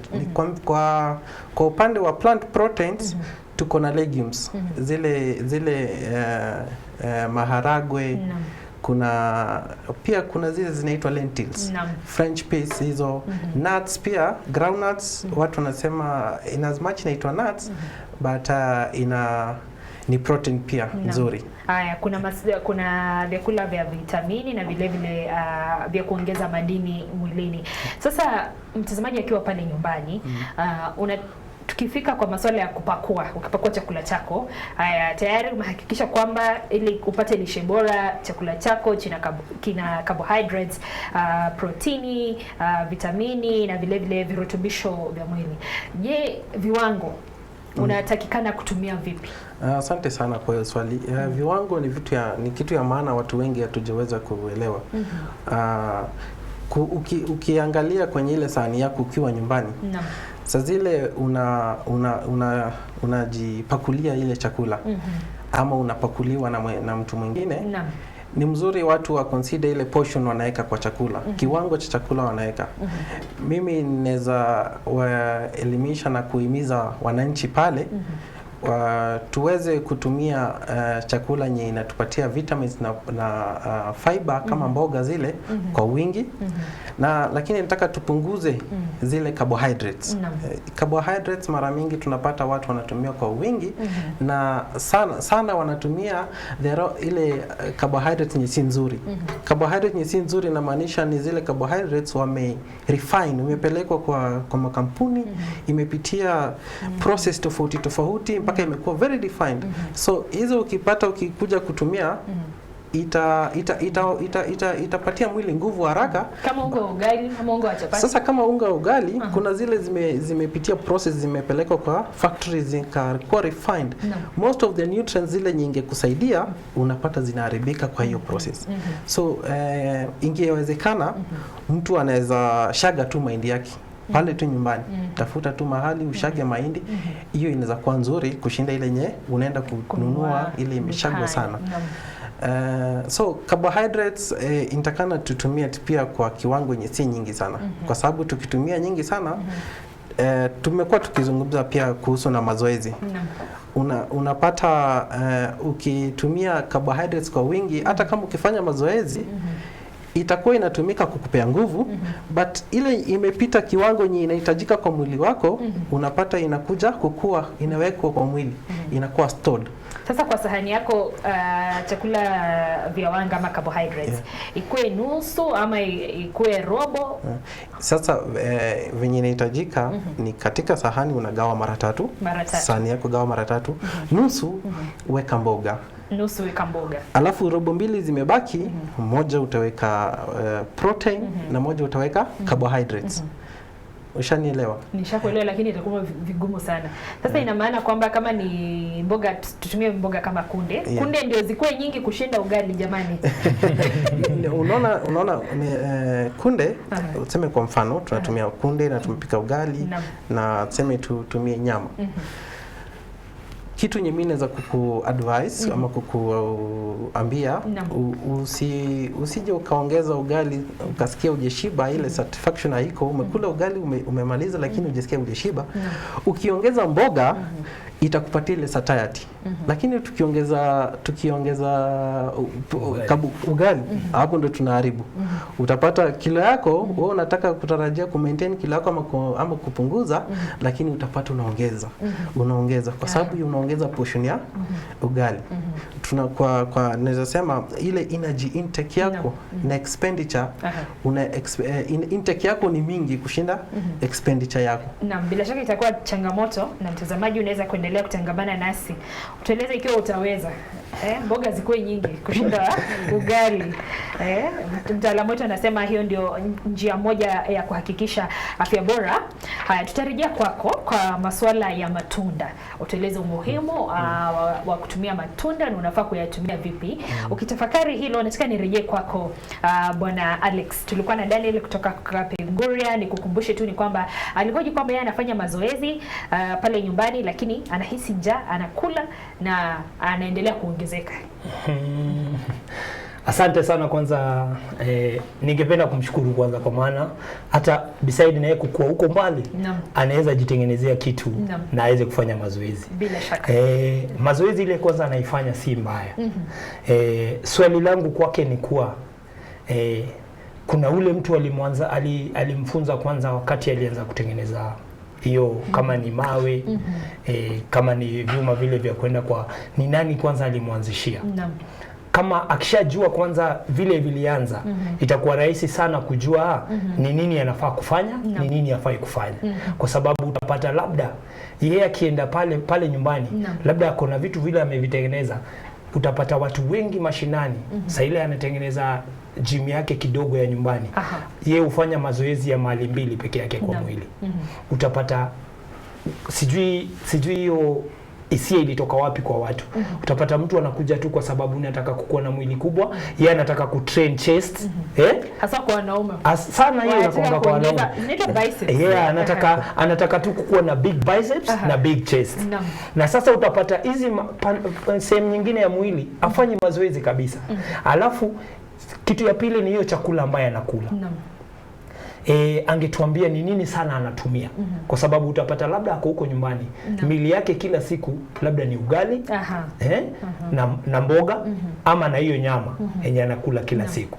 Alafu na kwa sababu anafanya mazoezi, anaona hiyo mazoezi ni nzito sana, kitu ile kwa akili yake inamwambia nikifanya mazoezi nzito nitaenda ni ile chakula nyingi, ndio iweze kusustain hiyo energy ambayo inatumia kufanya nini, kuinua hiyo chuma. So ningeomba sana kama tukimaliza show aweze kuchukua namba yangu ya simu, ninaweza msaidia sana jinsi anaweza anza programu yake asiye ananenepa tu na anafanya mazoezi. Naam, tutarejea na swali, tutarejea kwako na swali la Moses kutoka Mombasa. Anasema alianguka, sikuwa nampata vizuri lakini nilisikia kwamba alianguka akapata shida ya nerves, akaagizwa na madaktari hao akifanya mazoezi lakini bado mwili wake haujapata afueni.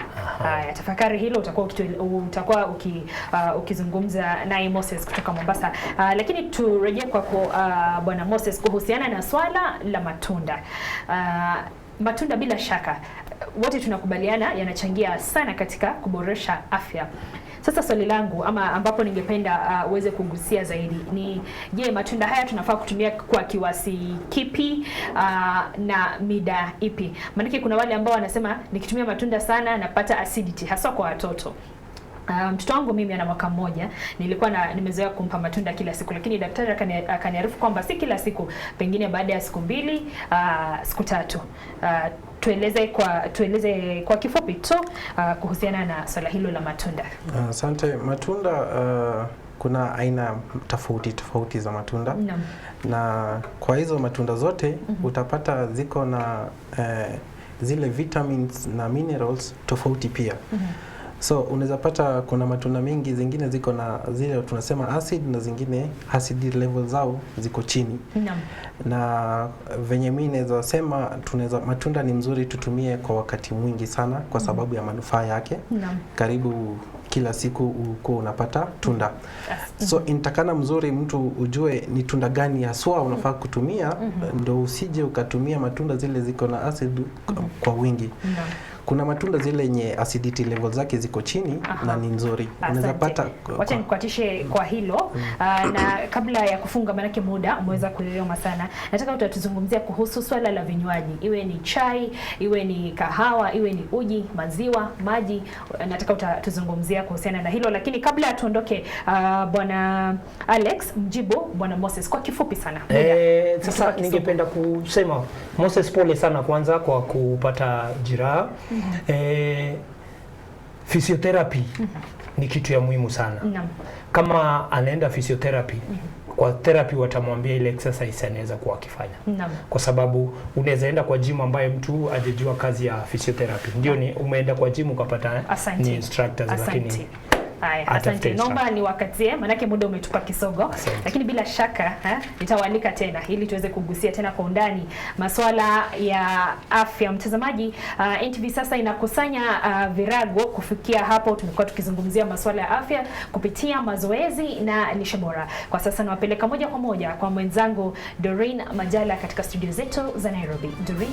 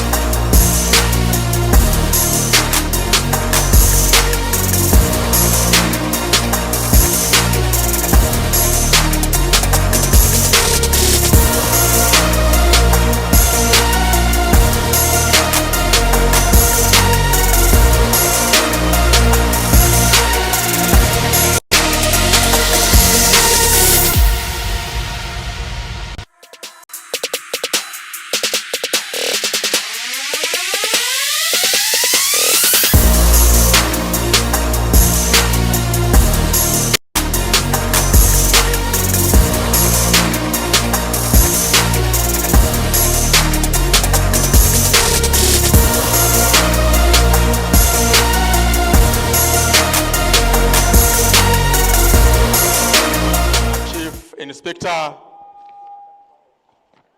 Henry Ambani,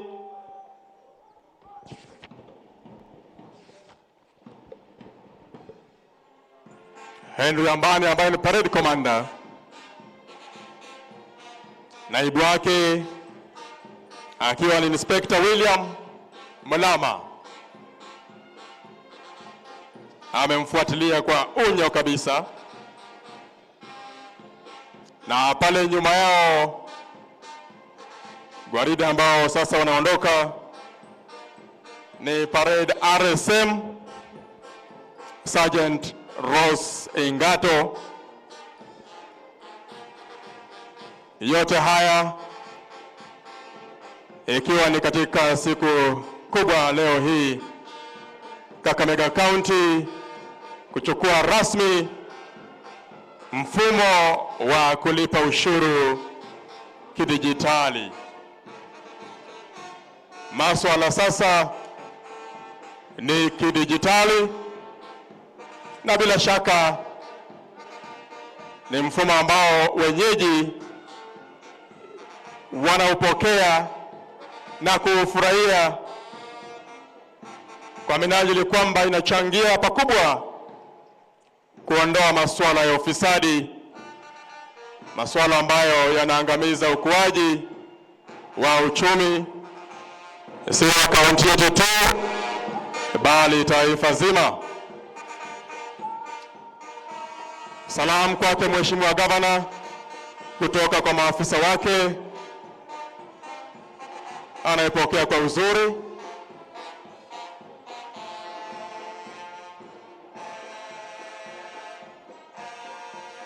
Wanapendeza vijana wetu.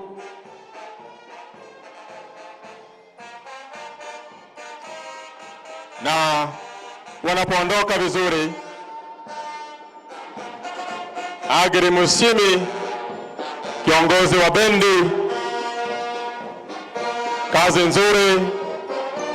Drum Major Benjamin Wangara, inapendeza kweli. Wanaondoka vizuri sana, vizuri kabisa. Enforcement officers wetu wa Kakamega, maafisa wa kudumisha sheria, wanavyoondoka taratibu, niweze kuomba tujiandae kwa maombi. Hivi nitamwalika Sheikh Idris Mohamed na Ven Reverend Father Kizito Sabatia waje watuongoze kwa maombi. Tuweze kusimama kwa heshima yake Mwenyezi Mungu.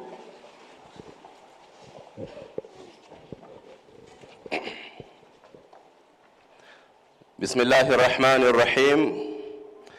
Shukrani zote njema ni zako Mwenyezi Mungu, Mola wa ulimwengu wote, mwingi wa rehema, mwenye kurehemu, mwenye kumiliki siku ya malipo. Ya Allah, ni wewe ambaye tunakuabudu na ni wewe ambaye tunakuomba msaada. Tuongoze katika njia iliyonyooka, njia ya wale wote walioneemesha, si katika wale waliokasirikiwa au wale waliopotea. Twakuomba ikiwa wewe ndio Mola wetu na wewe ndio mfalme wetu, tumekusanyika hapa kwa ajili ya kuweza kuzindua mfumo rahisi wa ukusanyaji na ulipaji ushuru kwenye gatuzi letu la Kakamega, ambao kwa jumla unajulikana kama ERP na e-revenue collection.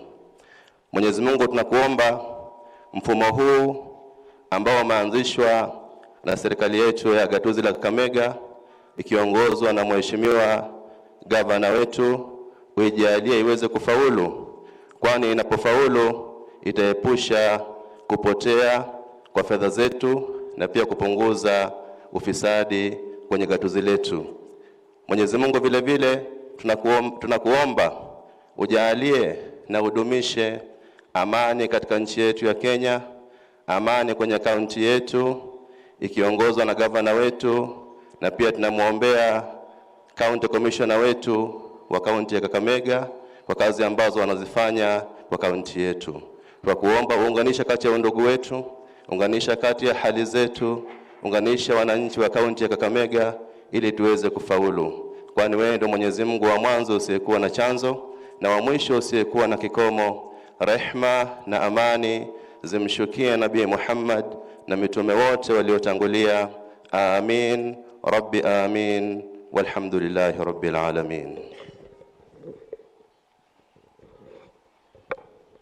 Kwa jina la Baba na la Mwana na la Roho Mtakatifu. Amina. Mungu Baba Mwenyezi, tunakushukuru kwa hii nafasi umetupa tunapokutana hapa kwa kaunti yetu ili kuzindua huu mpango. Baba, tunakuomba ukabariki viongozi wetu wakiongozwa na gavana wetu. Bariki hata wale wananchi ambao wanatoka kaunti yetu. Tunapozindua huu mpango mpya Baba, ukatufungulia wema ili sisi kama wananchi tukumbatie na tutumie vizuri kwa manufaa ya maendeleo ya jimbo letu. Bariki hii siku, bariki hata na wale ambao wameipanga, tukamalize vema. Tunaomba haya yote kwa Kristo Bwana wetu. Kwa jina la Baba, la Mwana, la Roho Mtakatifu. Amina. Amen. Tuweze kuketi sasa. Mheshimiwa gavana wetu mpendwa wa gatuzi letu la Kakamega, ukiwa mwenyekiti baraza la magavana nchini Kenya, mwenyekiti pia wa Lake Region Economic Block na mwenyekiti mwendani wa jopo la masuala ya kilimo cha miwa nchini, Mheshimiwa Wycliffe Ambetsa Oparanya, Mheshimiwa naibu wa gavana wetu mpendwa Profesa Philip Museve Kutima, naibu wa mwenyekiti ama county commissioner wetu wa Kakamega Bwana Abdrazak Jandesa, naibu wa bodi ya kuajiri wafanyikazi kaunti yetu Mheshimiwa Maxwell Shamala, wendani wanaofanya kazi nao katika bodi hiyo walioko hapa, county commander ambaye anawakilishwa leo hii na Bwana Samuel Koskei, mwenyekiti ICT katika assembly yetu ya Kakamega Mheshimiwa Ken Kilwake, waziri wa fedha katika kaunti yetu Bwana Geoffrey Omlai, waziri wa mawasiliano kaunti ya Kakamega Daktari George Akolo Lutomia, mawaziri wote wa kaunti yetu ya Kakamega walioko hapa, county secretary wetu Bi Jacinta Alwoch Odhiambo, deputy county secretary Bwana Joshua Kuteha, chief officers wote walioko hapa, directors, advisors, heads of departments, sub-county administrators, ward administrators, community area administrators, partners wetu ama service providers walioko hapa wote, all protocol observed. Mabibi kwa mabwana, leo hii Mheshimiwa Gavana, tunakuja hapa Buhungu Stadium Kakamega unapozindua mpango wa kaunti hii nambari 037 kuchukua mfumo wa kulipia kodi ama ushuru kidijitali. Na bila kupoteza muda Mheshimiwa Gavana, niombe kipindi kifuatacho cha dakika 10 tu, makundi matatu ya kuweza kutupa burudani, na fursa hiyo nitamwalika mwenzangu David Mwima aweze kutuendesha kwa haraka. Ni dakika 10 tu Mheshimiwa, halafu tuchukue nafasi ya hotuba. Mwima.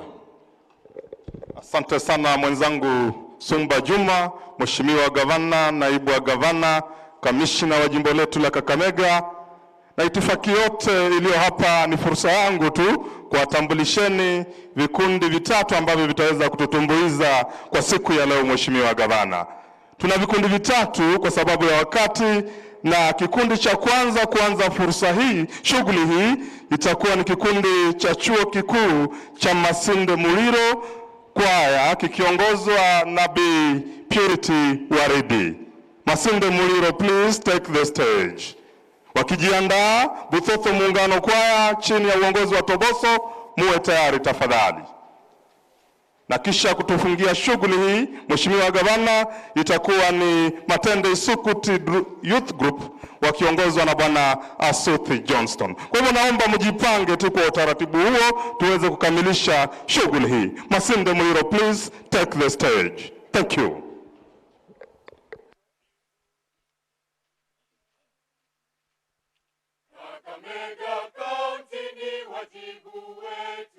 Tulipe ushuru tuijenge kaunti, tujiepushe na ufisadi. Tulipe ushuru tuijenge kaunti. Kakamega kaunti ni wajibu wetu. Tulipe ushuru tuijenge kaunti, tujiepushe na ufisadi.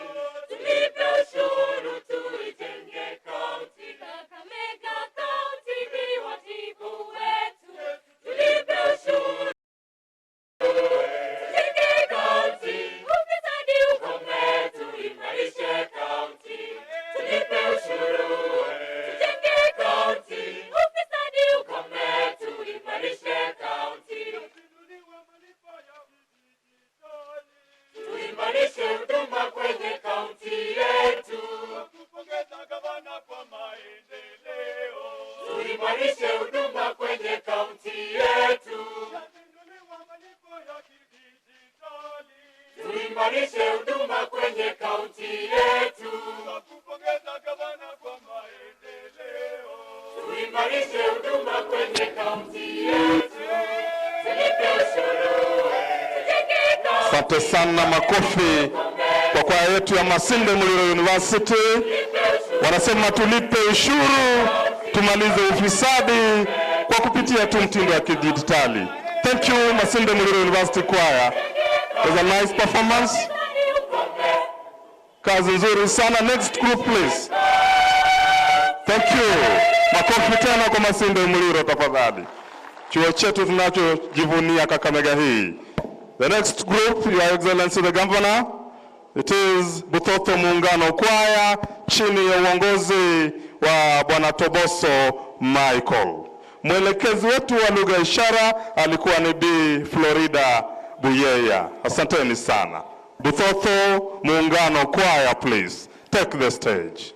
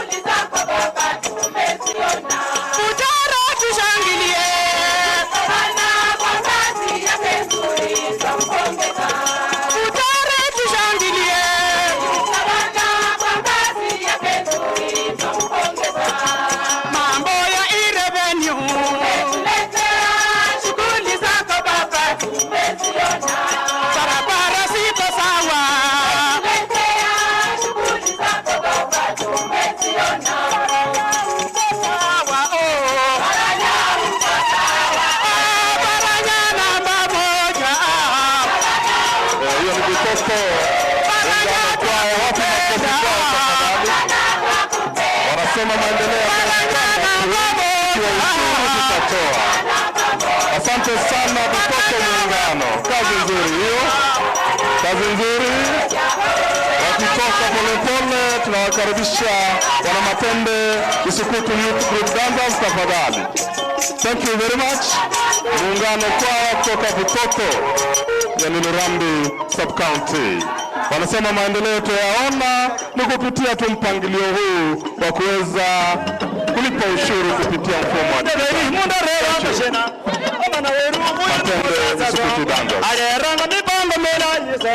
mipango chukulomba yekaundi amawoba yayuwa wadebere mundareba ngashena oyigweyo nyumba gweyo nyumba yigweyo nyumba yikaundire anabo bamanya nyumba gweyo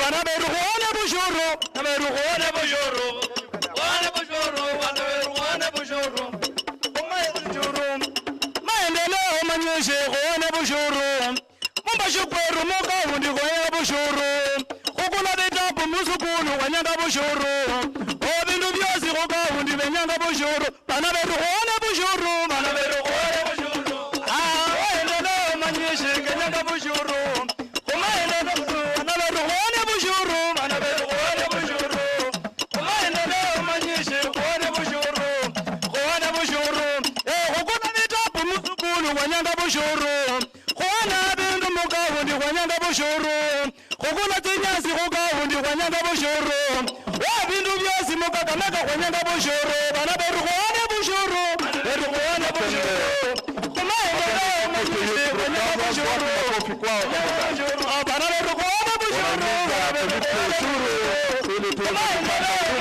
Thank you very much, wana Matende. Asante sana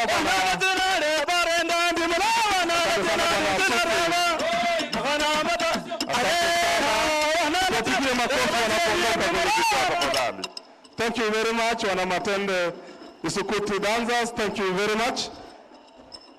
Kipindi kinachofuata, Mheshimiwa Gavana, ni hotuba fupi ambayo itarudisha gurudumu hili kwa Bwana Sumba Juma aweze kunisaidia kuelekeza. Bwana Sumba, karibu. Asante sana David Mwima.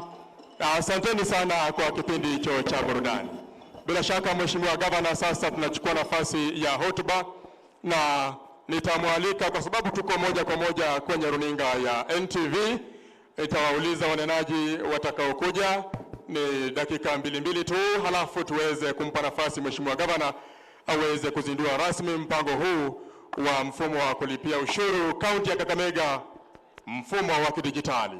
Na pia kutakuwa na onyesho fupi pale chini ambapo tutaweza kumwomba Gavana baadaye aweze kupitia mfumo huo. Kwa hivyo nitaomba wanenaji tuwe wafupi. Nachukua nafasi hii kumwalika Waziri wa Mawasiliano kaunti ya Kakamega, Bwana ama Daktari George Akolo Lutomia, ambaye baada ya kuzungumza atamwalika mwenzake wa fedha Bwana Geoffrey Mlai, atakayemwalika naibu wa gavana Mheshimiwa Profesa Philip Museve Kutima, ambaye Mheshimiwa Gavana ataweza kukualika utuhutubie na uzindue rasmi mpango huu wa kulipia ushuru kidijitali Kakamega County. Waziri. Asante. Your Excellency, the Governor of Kakamega County, Your Excellency, the Deputy Governor, the County Commissioner, CECs, COs, the County Assembly, the Chairman, ICT, Mr. Kilwake, all protocols observed. Good afternoon. Mine will be brief. I just want to remind the members who are here in attendance that we've been having a long journey that we wanted to realize the launch of enterprise resource planning system in the county, and also to launch the e-revenue collection system. Remember, it has been a long journey that we have yearned to find ways and means on how we can collect our revenue well. To do this, we had various partners whom I just want to mention, then eventually we shall have one or two mentioning one or two things. I want to very much and dearly recognize the work that has been done by our consultant and service provider, CIBIL Kenya Limited, who are present here with us. We shall call them later on to do a demo and also take us through what we have come to launch. I also want to recognize the presence of Safaricom Kenya Limited, who have also assisted us very, very much in especially doing the SMS and also printing for us all the brochures that we have that we are using today. To enable this occasion equally, I want also to recognize the work that has been done by CHIS, especially at our health facilities, without which this day would not have been possible. We also had on board KCB, which is our main financial bank, and also finally, I want to thank very much the Nation Media Group that is with us, that has made this to go live both on TV and also in the newspapers that we have read today. Your Excellency, today is a very important day because as we launch ERP, we have in mind the 5 modules that we are going to use in the county that are now functioning and working today. Let me not preempt a lot, but also just to thank all the members who are here listening today. Let me take this opportunity to welcome our Wazir Finance to take us through, and then he'll invite the next presenter. Welcome, Waziri.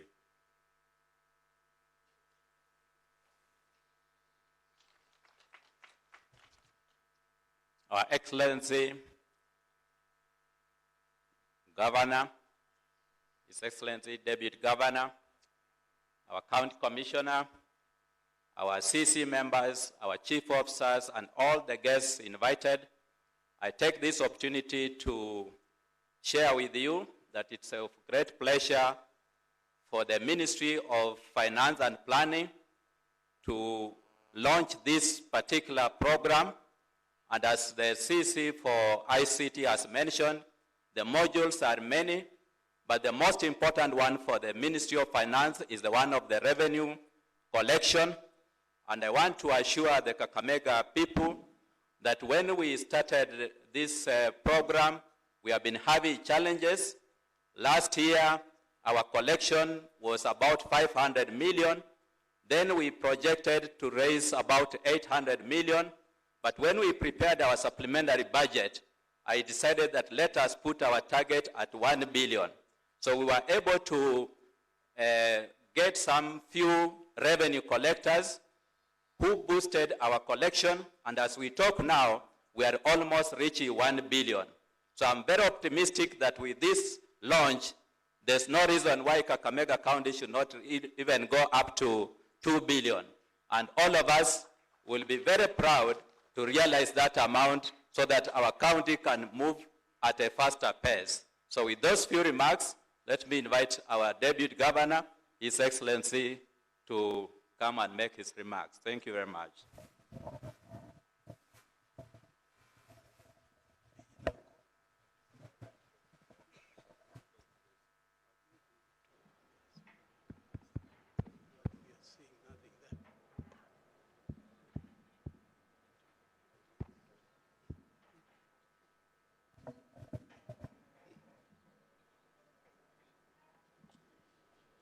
Your Excellency, the Governor, Kakamega County, Honorable Wycliffe Ambetsa Oparanya, the County Commissioner, the Chair of the ICT Committee, the County Assembly,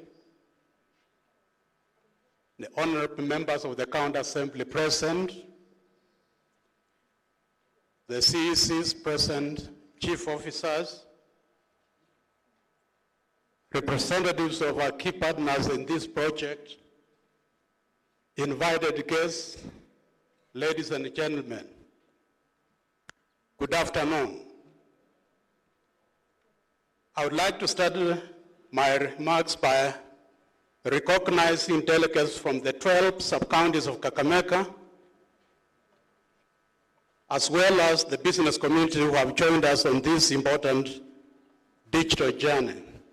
I'm informed that we have representatives from all the 12 sub-counties of Kakamega present today. All of us are committed to play our part in making Kakamega County greater by embracing new innovation towards better service delivery and enhanced revenues for sustainable economic growth. The county government of Kakamega is therefore delighted that we have successfully put all systems in place to ensure smooth implementation of the new enterprise resource planning, usually called ERP, and the electronic revenue or e-revenue collection solutions. ERP is a process management software that allows an organization to use integrated applications to manage business and automate many office functions related to the technology, services, and the human resources while e-revenue collection provides various electronic methods that enable the government collect revenues related governmental services, customs, and taxes. This is a big step forward, considering that in the past, we have missed revenue targets due to the unreliable and grossly abused manual revenue collection systems that we inherited in 2013. Let me also appreciate various entities and individuals who have spared no effort to bring on board a digital platform that will fundamentally change the processes and the work culture that has existed in public service for a long time. It is high time we embraced change management in order to better appreciate the new levels and efficiency and work ethic solutions demand of us. We also need to keep in mind that ERP and the e-revenue collection has been vigorously pursued by His Excellency the Governor, Honorable Wycliffe Ambetsa Oparanya, for improvement of not only performance in public service, but also to enhance and increase revenue collection at a lower cost. Ladies and gentlemen, it is now my great pleasure to invite His Excellency the Governor to deliver his speech and officially launch Kakamega County ERP and e-revenue solutions. Thank you very much. Your Excellency the Governor.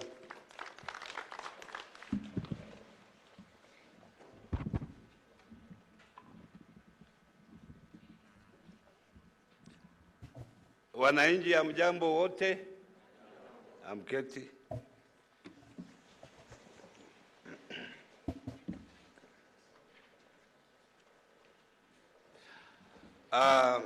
Ladies and gentlemen, it is my great pleasure to take this opportunity to welcome you to Kakamega Town, more so Bohongo Stadium, and also address you this important occasion when our great county of Kakamega is celebrating yet another milestone in its development agenda. Today, we are launching the county automated revenue collection and management platform with a clear focus on improved service delivery, enhanced revenue collection, and wealth creation opportunity for the citizens of Kakamega County. Indeed, we are extremely delighted that The business community, including small traders, such as border and tax operators, as well as Mama Mboga, are as committed as we are to improve service delivery through use of modern digital platforms. As you are aware, county governments across the country inherited manual revenue collection systems from the defunct local authorities. These systems are undermined by inbuilt inefficiencies and expose them to fraud and revenue leakages. This has presented serious challenges to service delivery and in some cases caused many counties to miss out on Commission on Revenue Allocation funds that are available to devolved units which made targets in own revenue generation. The decline of revenue collection over time is a matter we are determined to address once and for all, because it is the dire consequences on delivery of government services and quality of life of ordinary Mwananchi. When we started piloting the cashless system last year, Kakamega County was collecting slightly less than $500 million shillings per year. 1 year down the line, we are moving closer to collecting 1 billion shillings. The improvement is attributed to partial automation we put in place over the period as we organized for full-fledged rollout of the system. We are confident that we will surpass the 1 billion shillings mark in due course.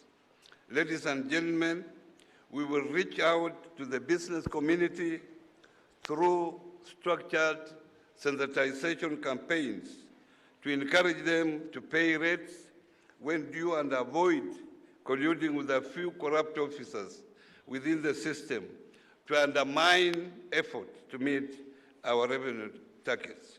We have also made it clear to our employees that they must strengthen supervision, embrace digitization, and zero tolerance to corruption. They are also aware of the need to activate all possible revenue enhancement opportunities, including resource mobilization.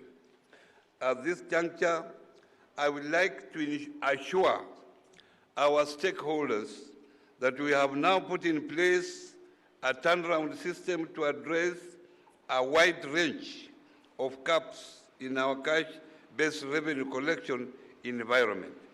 Handling cash is one of the major loopholes we have identified in the system. We are confident that the digital migration will help us to improve collections. Our close collaboration with partners in development of the e-revenue and ERP systems has addressed key concerns in our efforts to deliver seamless service to the public. For example, ratepayers using mobile phones will be required to register only once on the county payment platform. They need to provide the identification document, last and first name, and PIN. For street parking and toll fees services, ratepayers will be required to register details of their vehicles by providing the registration number. All they need to do is to pay for services in simply dial *606# followed by the selection of the relevant service. The same will apply for those who seek medical services in our health facilities, including the County General Hospital. The second component of our launch today is the Enterprise Resource Planning ERP rollout, which seeks to automate our back office functions. Among the key services already covered are the financial services, revenue management, human resources, and payroll services, document and fleet management, as well as customer relations management. We have embraced the ERP system for simple reason that we need to improve internal efficiency and decision-making process. Hence, going digital has greatly improved feasibility within our operations, ranging from revenue collection across various streams, fleet and payroll management, to provision of real-time information to county executives and citizens. As we walk this historic journey, we sincerely thank our partners for their technical inputs and support to ensure progressive replacement of the current manual operation with automated and integrated business solutions using a centralized approach. The county government has engaged a key partner, HIVI Kenya Limited, to realize successful implementation of the solution. Other partners who played important support in this endeavor include Safaricom and Kenya Commercial Bank. All of us are convinced that ICT is one of the foundations for economic development in the second medium-term plan of Vision 2030, with the theme strengthening the foundation for a knowledge-based economy. In this regard, ICT is meant to drive devolved units into smart counties through what is referred to as the county connectivity, implemented under the auspices of the County ICT Roadmap by the National ICT Authority with the support of the World Bank. With this knowledge and background, we focused our priorities on fixing the existing former local authorities in an integrated manual system by replacing it with the implementation of an end-to-end integrated Oracle ERP system platform through HIVI Kenya, Oracle Kenya, and Kenya Commercial Bank to deliver cutting-edge, mission-critical digital business processes. This will ultimately replace the current manual operations with automated and integrated business solutions on a centralized digital platform. As chair of the Council of Governors, I intend to seek support other counties to get them all running on improved and modern ICT systems in order to effectively confront our common challenge, especially in revenue management, billing, and collection. Today is therefore a great day for Kakamega County as it switches on the new digital engine, paving way to improve service delivery, enhance revenue collection, and ultimately expanded opportunities for economic growth. This will truly be one of the cornerstones of the legacy I will leave our people at the end of my second term. In conclusion, I would like all Kenya citizens, Kakamega citizens, and the business community to embrace this paradigm shift for greater efficiency and better management of our resources. Ladies and gentlemen, as it was mentioned by the county executive in charge of finance, revenue collection is centrally a responsibility of the Kenya Revenue Authority. Kenya Revenue Authority collects most of the taxes through the Ministry of Finance, and then these taxes are shared to the counties through agreed methods. County governments are restricted only to collecting rates, entertainment taxes, and service charges. Like if you go to health institutions, you have to pay for those services. If you have water, you have to pay for those services.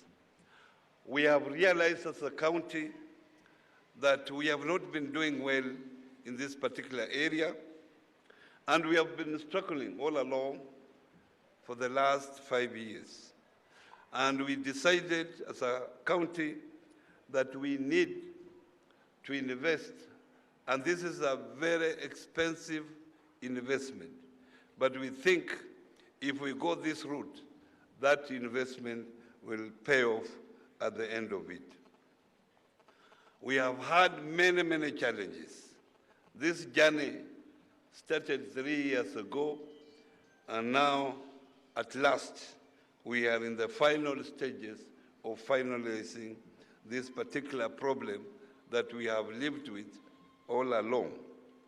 We have gone further and established a tax agency that whose sole responsibility will be to collect taxes on behalf of the county government. I will seek the support of the business community to support us so that we are able to realize more collections, so that at the same time we are able to plow it back for development purposes.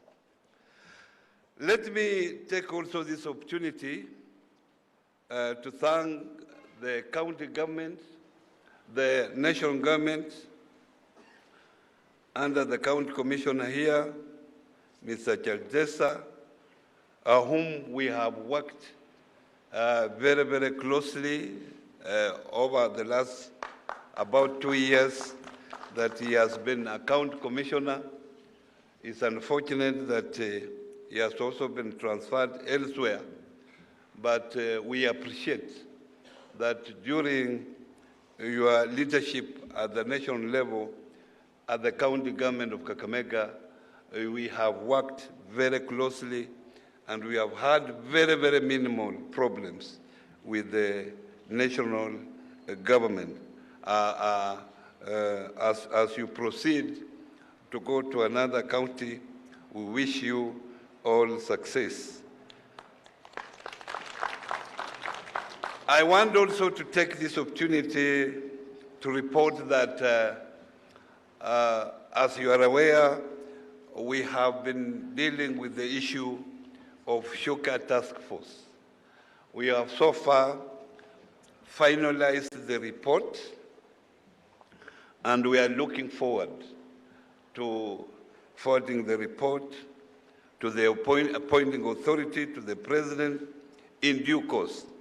Otherwise, I'm sure that report, if well implemented, it will be able to revive the sugar growing in this part of the country. Mumias sugar, we are also looking at it.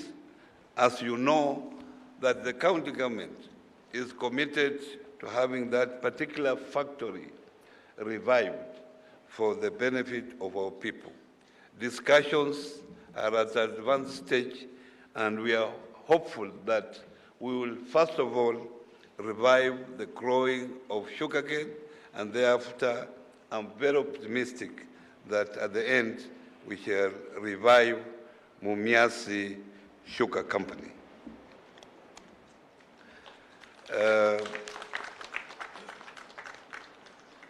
lastly,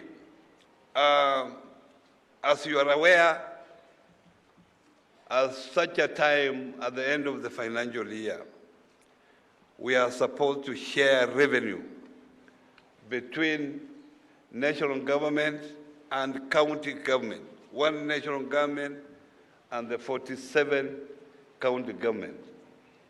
This particular year, we are unfortunate that we have not been able to agree on the amount that we are supposed to share vertically between the national government and the county government. At the moment, the counties had requested to get 335 billion, a figure that we presented to the Senate as is the responsibility of the Senate to pass the division on revenue allocation between the two government levels of government, the national government and the county government. The Senate has moved to 327, while the National Assembly is on 316 billion. The negotiation has collapsed, and therefore it means that the whole process has to start once again afresh. As I talk now, there is a meeting going on between the National Assembly and the Senate and the Commission on Revenue Allocation under the leadership of the Deputy President to see if this issue can be resolved before the end of this financial year, 30th June 2019. We are hopeful that we will get a solution so that counties are able to get their allocation before the end of the financial year and before the county assemblies, respective county assemblies, will be able to pass the relevant budgets in their various county assemblies. So that is where we are on revenue allocation at the national level. We have spent quite a bit of time trying to negotiate on this particular issue. Ladies and gentlemen, it is now my great pleasure to declare the e-revenue and management systems officially launched in Kakamega County. Pigie makofi Mheshimiwa Gavana wetu. Makofi tena wananchi. Asante sana Mheshimiwa Gavana. Asante sana. Na bila shaka nitakuuliza kwa heshima uweze sasa kuongozwa na mawaziri wawili wa ICT na Finance. Uende pale katika mahema mawili uweze kupitishwa katika namna masuala haya ya ulipaji ushuru kaunti yetu yatakuwa yakiendezwa. Mawaziri wetu tafadhali. County Commissioner utaweza kuongozwa pia na mawaziri wetu. ICT Chair Mheshimiwa Ken Kilwake.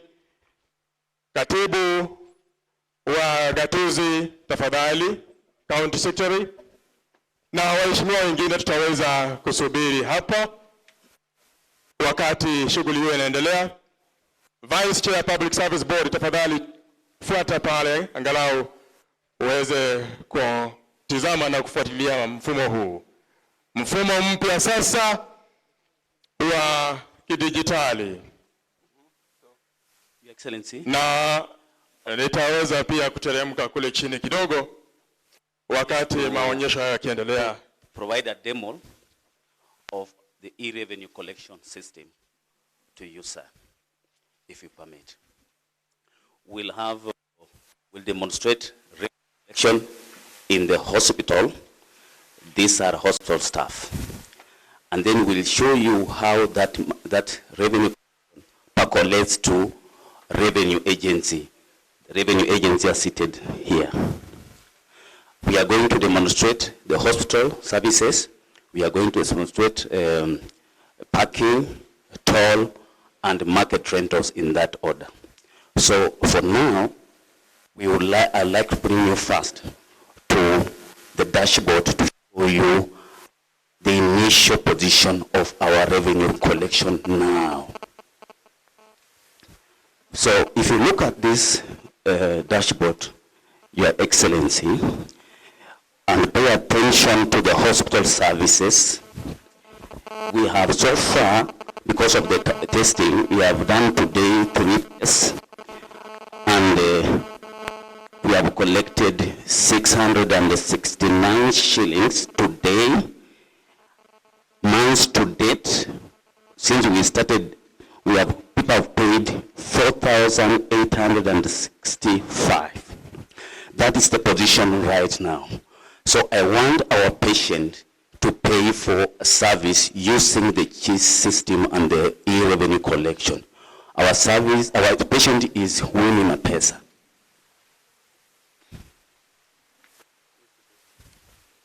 Katika kitengo cha afya, Winnie na pesa anachukua nafasi ya mgonjwa aweze kuashiria na kuonyesha kwamba anafahamu mfumo mpya, aweze kulipa baada ya huduma kidijitali.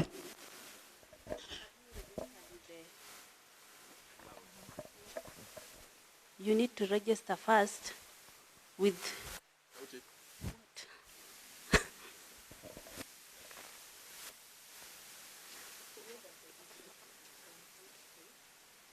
now you go to, you dial *6 hash.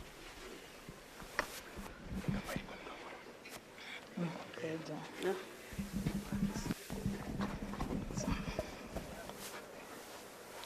You dial *606 hash. Yes. Go to number 7.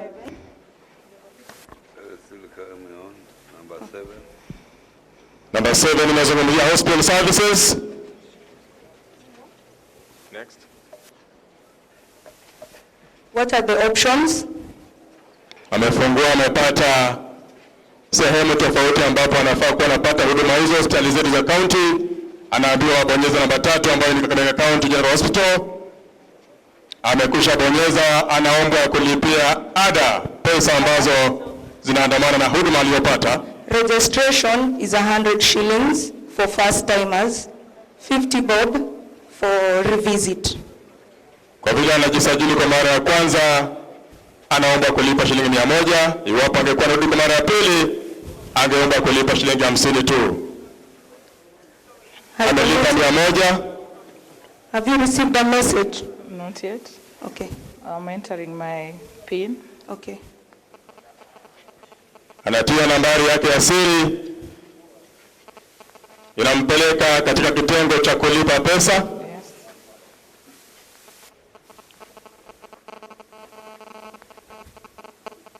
I'm waiting for the message. Anasubiri ujumbe sasa kutoka M-Pesa. wale wahusika upande wa pesa, na tayari amepata kwamba ndio. From M-Pesa, now you'll wait for CG OKK. Okay. Amelipia shilingi 100 kwa County Government of Kakamega, na inaonyesha mpaka wakati ambapo amelipia. Kisha ujumbe kutoka County Pay unakuja, unamshukuru, thank you for paying 100 shillings for hospital services and a fee which brings a receipt number. Yes, so Sasa anaenda kwenye nafasi ya kupokea receipt. Help us with the Anaongea na mhudumu kuonyeshana ujumbe kwamba kweli amelipa pesa hizo. Anauliza kuweza kusoma ujumbe wenyewe ikiwa ataweza. Hosp ZW D A DL AU. Nambari yake ya kulipia hela hizo anaisoma vizuri, ambayo ni tofauti na kila mlipa ushuru kaunti nzima. Na nambari hiyo inachukuliwa na mhudumu, anaitia katika mashine ya kaunti. Then we verify the payment. Anahakiki ulipaji ushuru huo. It is valid. Anasema kweli hela zimepokelewa katika. Then we print the receipt for the hospital accountability. Asante, hela zimepokelewa na kaunti. Sasa mgonjwa wetu anapewa receipt, ndio hiyo kweli inatoka mashine ambazo zimetolewa sasa za kidijitali. Receipt hiyo ni ya kuashiria kwamba kweli hela zimelipwa na ni Kakamega County Government, ikiwa anwani pale juu, hela ambazo zimelipwa na mgonjwa receipt yake anapewa. Hapo sasa mgonjwa anaruhusiwa kuwa huru kwenda kupokea, kama ni dawa, kama ni kuondoka, anasonga taratibu. Nafasi ifuatayo sasa Bwana Farid Mesasi atuelezeni nini kinaendelea pale. If we go to the dashboard, we have seen that the collection has changed to 804, and subsequently also months to date has changed from the figure I read to now 5,000. So as you pay every time, the collection is, the dashboard refreshes and gives you the new standing. Your Excellency, if you permit, I would like Revenue Agency to confirm that that money has passed from those system, e-revenue collection system, to the pay bill that we have 371137. Wakati mgonjwa mapesa amelipia pesa hiyo, basi ushuru wa kaunti umeongezeka, na sasa mhudumu wa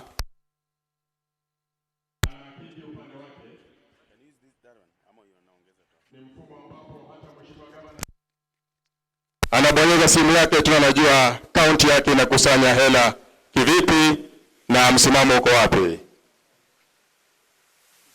Masuala ya kuzunguka sasa yanapunguka, mambo ni kidijitali. So, Your Excellency, these credentials are contained by the head of Revenue Agency. On a daily basis, on a dashboard, he can be viewing transactions that are taking place through that pay bill number. I hand it over to the Revenue Agency. Thank you so much, Fanuel. Your Excellency, now we can be able to verify the transactions as received at the hospital. Now you realize this platform, we have various login credentials. So for the sake of control over the platform, we have various officers whom we have charged via the platform with different credentials for login. Now, I want with a lot of respect, Your Excellency, to honor you because you are an auditor and an FCP at that. We have different login rights. So what Michael Maloba view the transaction from within the platform. So Michael, if you may be able to view the transaction, please do, so that His Excellency is able to view. Kinachoendelea ni wale wakusanyaji wa fedha kuhakiki kabisa pesa hizo zimepokelewa. So clearly, His Excellency can be able to see. I think if you can be moved closely, sir. So His Excellency is able to see. So it's a real-time platform. So essentially, you've seen the platform and we're able to view. So we have different login rights. We have our officers whom we have given various rights. We have those who can be able just to view the transaction. There are those who can be able to push the transaction, and there's also approval. For the sake of ensuring that there is the safety of the cash for the residents are secure, and they go to the coffers of the county, Your Excellency. So, Your Excellency, if you permit, this establishment will work starting now at the county referral hospital. Then moving forward, we'll move to the next health facilities. Now, it's my honor also to introduce to you the next revenue stream, parking. Tutaweza kuona pia onyesho la wahuduma ambao kwao ni kuchukua hela za wawekezaji magari, pikipiki, na hii hiyo ndiyo itakuwa ya mwisho, manake kulikuwa na maonyesho mengine ya wahudumu wa masoko, lakini kwa sababu ya muda onyesho hilo limekwenda safi kabisa, na kwanza ikiwa ni kitengo cha afya. Much now the next demonstration we are going to demonstrate how parking is done on the street through *606#, and one of we appointed Mr. Lucas Mita here to be the client for this. So he's going to demonstrate how toll, that is bus park, how it is done. So he's going to log in through *606#. If you may just proceed with Lucas, so and pay the same. Yeah, as he proceeds, I think he's able to. So just tell us where you are at. Proceed. Asonge mbele kiasi bwana Mwita. Yeah, Mwita, please tell us. Proceed. Sasa yeye ni mteja wetu. So the customer is still client at that. So pay or toll, and this time round is paying for each toll. So he's in Likuyani, so he's paying. Please select.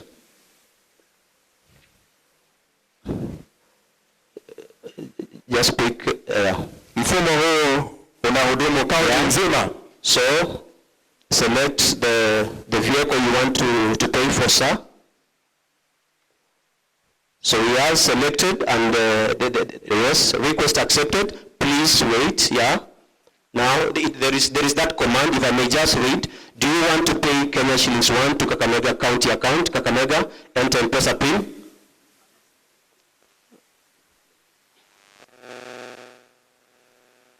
Unafanya nini? Mfumo huu unakubalika iwapo Mwita ametoka na pikipiki yake imekamatwa kule Likuyani. Yes. Yeye yuko Kakamega, anaruhusiwa kufanyia hapa malipo, na maonyesho yataonekana kule Likuyani. Exactly. So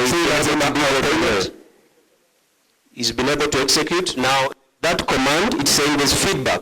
Thank you for paying Kenya shillings 1 for daily toll fees. So clearly there is that feedback when you do the payment. So Your Excellency, I think our customers paid and we congratulate you. Thank you. It's been a pleasure serving you. We are so honored to have served you. Now, asante sana ndugu Jerry, tutafika hatima ya sehemu hiyo. Nitauliza sasa Mheshimiwa Governor. Now the next critical phase, Your Excellencies, the next critical phase, Your Excellency, is the verification. That is the enforcement aspect. So we have Mr. Kasim Juma is going to do what we call the enforcement. That is the verification aspect. After the payment has been done, this is the most critical aspect, so that you want to verify from the ground. Has the payment been done? Now clearly you see the aspect of collection will change from collection to verification. So essentially the roles will change. So kindly please proceed. The registration number, please. Let's share the registration number, please. Let's just give it. KBX. Yeah. 017F. Rudia tena verification number. KBX 017F. F.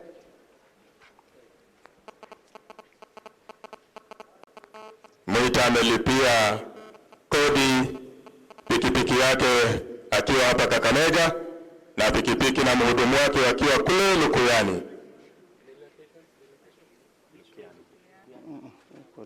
Ilikuwa Kipkaren.